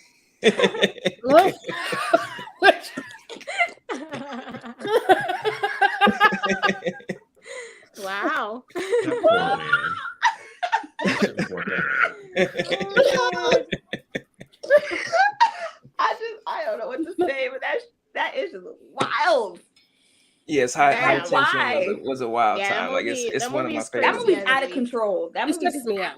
it's out of control. That movie's It's up there in my top 4 on Letterboxd. You know? Yeah, that's a great movie though. And you know, I like what about that movie is that once the twist is like revealed and you rewatch the movie later, you see how obvious the twist kind of was in a lot of scenes. Mm-hmm. Yeah. Yeah, Ew, she that was was definitely fucked up. Yeah. So Michael, what was your number 1, man? My number 1, no incest this time. Okay, so I'm going with Feast. Okay. So Feast is like, and I love an isolation horror movie. So this random ass people trapped in a bar in the middle of nowhere, and these creatures just show up and start causing chaos. So there's a scene where a baby, one of the creatures, is running amok inside the place, and they're trying to create a plan to people to get out. So this lady is, I don't remember if she's bait or what, but she's on some little pulley thing, and their plan's going awry. Shit is not working. It's not working out, and the baby decides she's screaming to help or something. The baby starts fucking her mouth, and then it finishes, and she spits it out. I believe she blows up, if I'm remembering correctly, after that, because there's explosives in this, but I'm not remembering the whole thing. But yes, so the Feast is fun. Y'all need to watch Feast. Yeah, it happened. Adding Feast to my list. Yes. Yeah, I think they actually had like a documentary type reality show before they made it. Project Greenlight. Yeah, Project Greenlight. Yeah. It was before Matt Damon pissed everybody off. It was an early season. Yeah.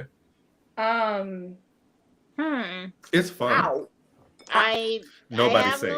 I have no words. Right. That sounds. No, I've seen it. I think it's on Tubi. I think the sequel was on Tubi as well. I'm on Tubi.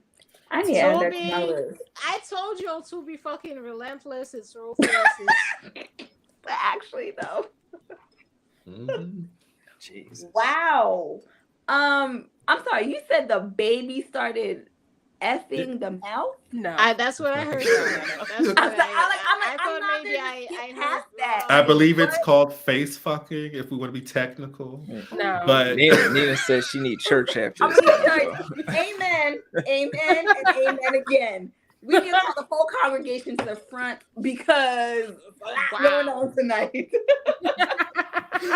All of us need Jesus. We need holy water, but guess what? We got wine right here. That's the next best thing. The Bible cleans you. Okay, everybody get yourself a bottle of wine. It's of the earth. It's grapes. Pour it up, pour it up.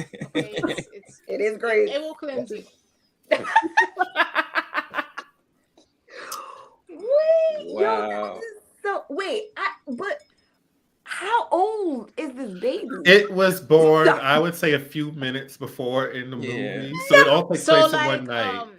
So like a Serbian film, old baby, a Serbian film. Well, in a Serbian film, it was also just born. This thing, I don't know. It was running around, hopping on ceilings, slashing faces, and then this woman just happened to be screaming when it's. I don't know. It's kind of like they're gremlins and they're chaotic. This little thing, but oh my god! Listen. A Serbian film old because like it popped out of there and it had sex. So what was the woman doing? Just taking it? She was tied up, so she couldn't really do anything. So like throw the baby off, like flick your head or something. No? That would just help. That would just faster. I don't know if that would. That was just no friction. You're right. Forget it. I'm just gonna mind my clinical business. So add Feast to the list. Yes. It's on the list. Go ahead and add that to the list. Yeah. It's worth a watch. I hate how in the gutter my mind is. My mind immediately went to that would just give it more action. What the fuck? I mean, like, how big? So I said that because I'm thinking, like, okay, how big is this baby, right? Because the baby's on my head. Just bump like that Chucky thing, size, maybe Chucky size. I heard you bump that thing. Chucky, yeah. Chucky the dog. Yeah. Bump the that size thing. of that. Oh fuck. We all go into hell. It's so good. No, but you gotta think like the smallest things get you to jump. You know, motherfuckers be jumping at mice. Right. You know, you right. Little mice and stuff. You right. I, you right. Listen, you right. You know. I need my guy here to comfort me at this point. I no. feel like we all The prop. we The all prop. we all go we are all sinners. We need somebody to like we need somebody to bring us back to reality. Papa Legba over here, whatever his name is, he will guide us all back to the light. That's all pray to him.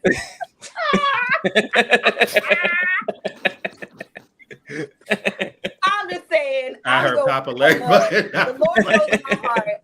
Okay, hey. I'm just here for the shits, but I'm going right to heaven.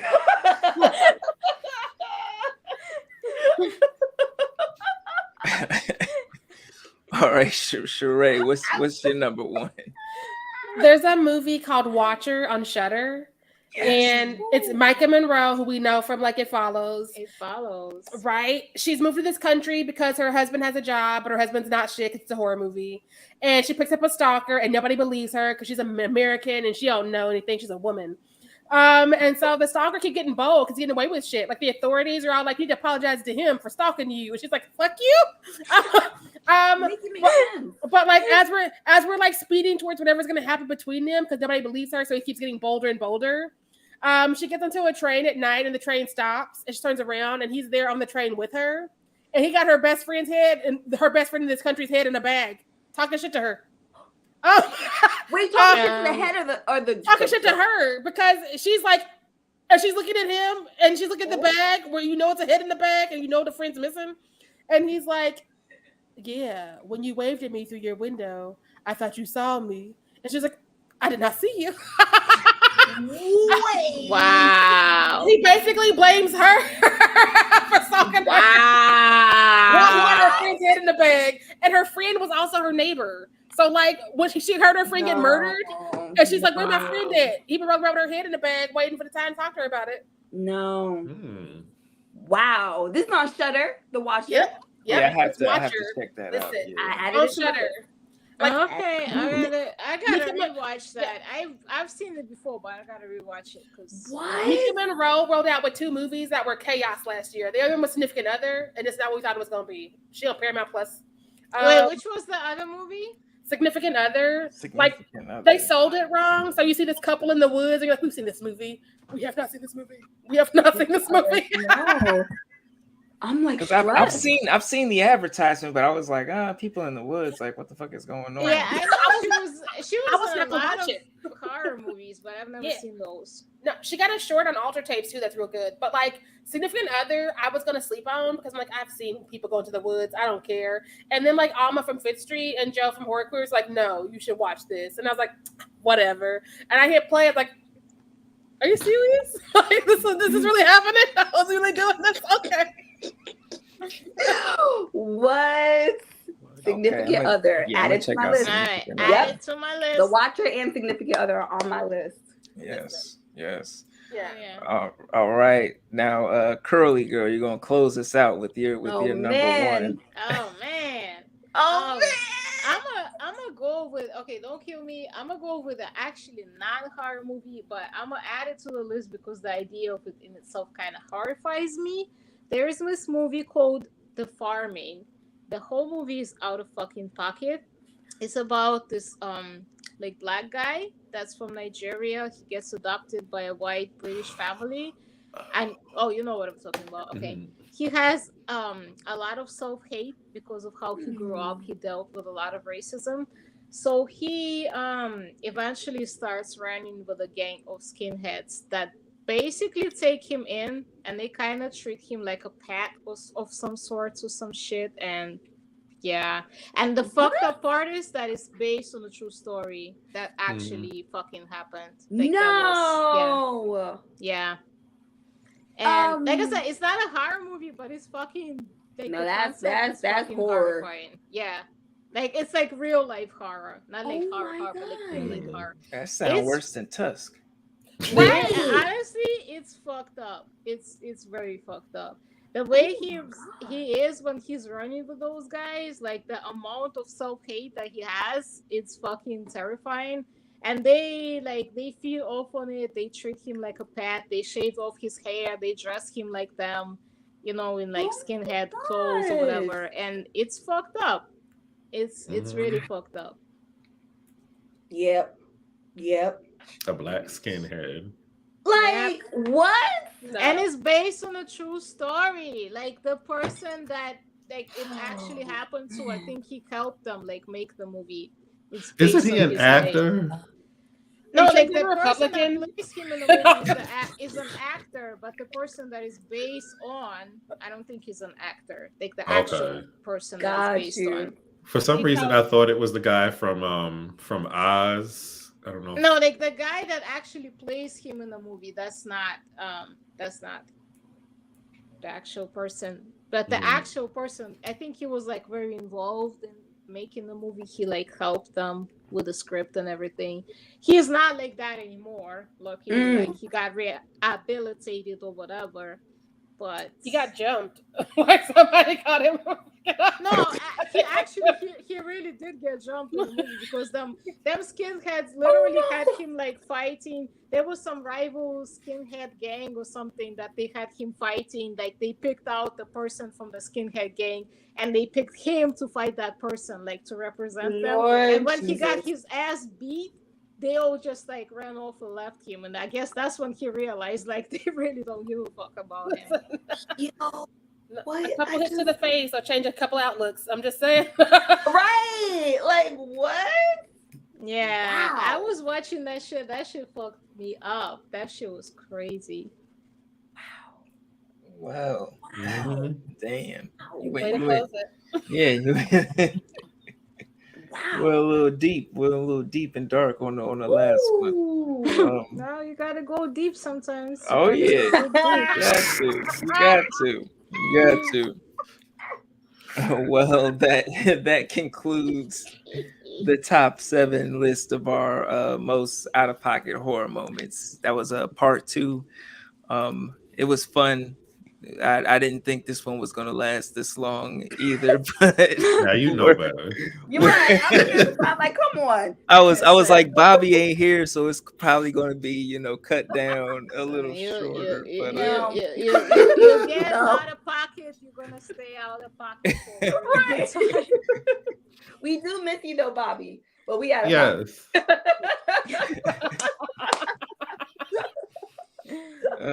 But thank y'all for rocking with me again. Thank you, Spooky Melanin Magic, Sharai, Michael, CurlyGirl at the movies.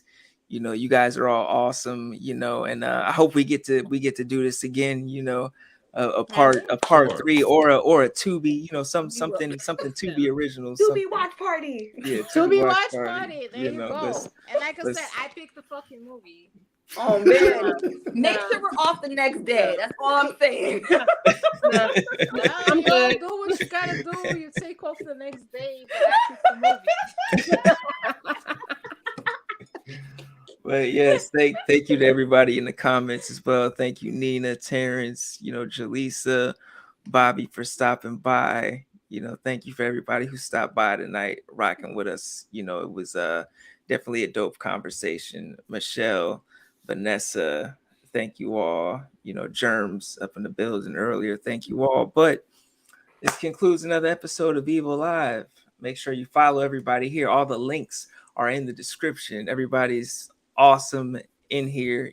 Michael, he's got the podcast with Bobby, People Under the Scares, as well as Screen Kings, and then CurlyGirl at the movies. She's got her YouTube channel where she reviews all these movies that she's talking about. The reason she's so passionate about it is because that's what the fuck she does, and then she got Psycho Babble Live with Terrence, which they just, gems. And then you got, Sharai up here, she's got her podcast, with Blurty Massacre, with Zero and Ryan, Brother Ghoulish, doing a thing. They've got an amazing chemistry over there. And then she's also got Nightmare on Fear Street with Trent, which is another amazing podcast.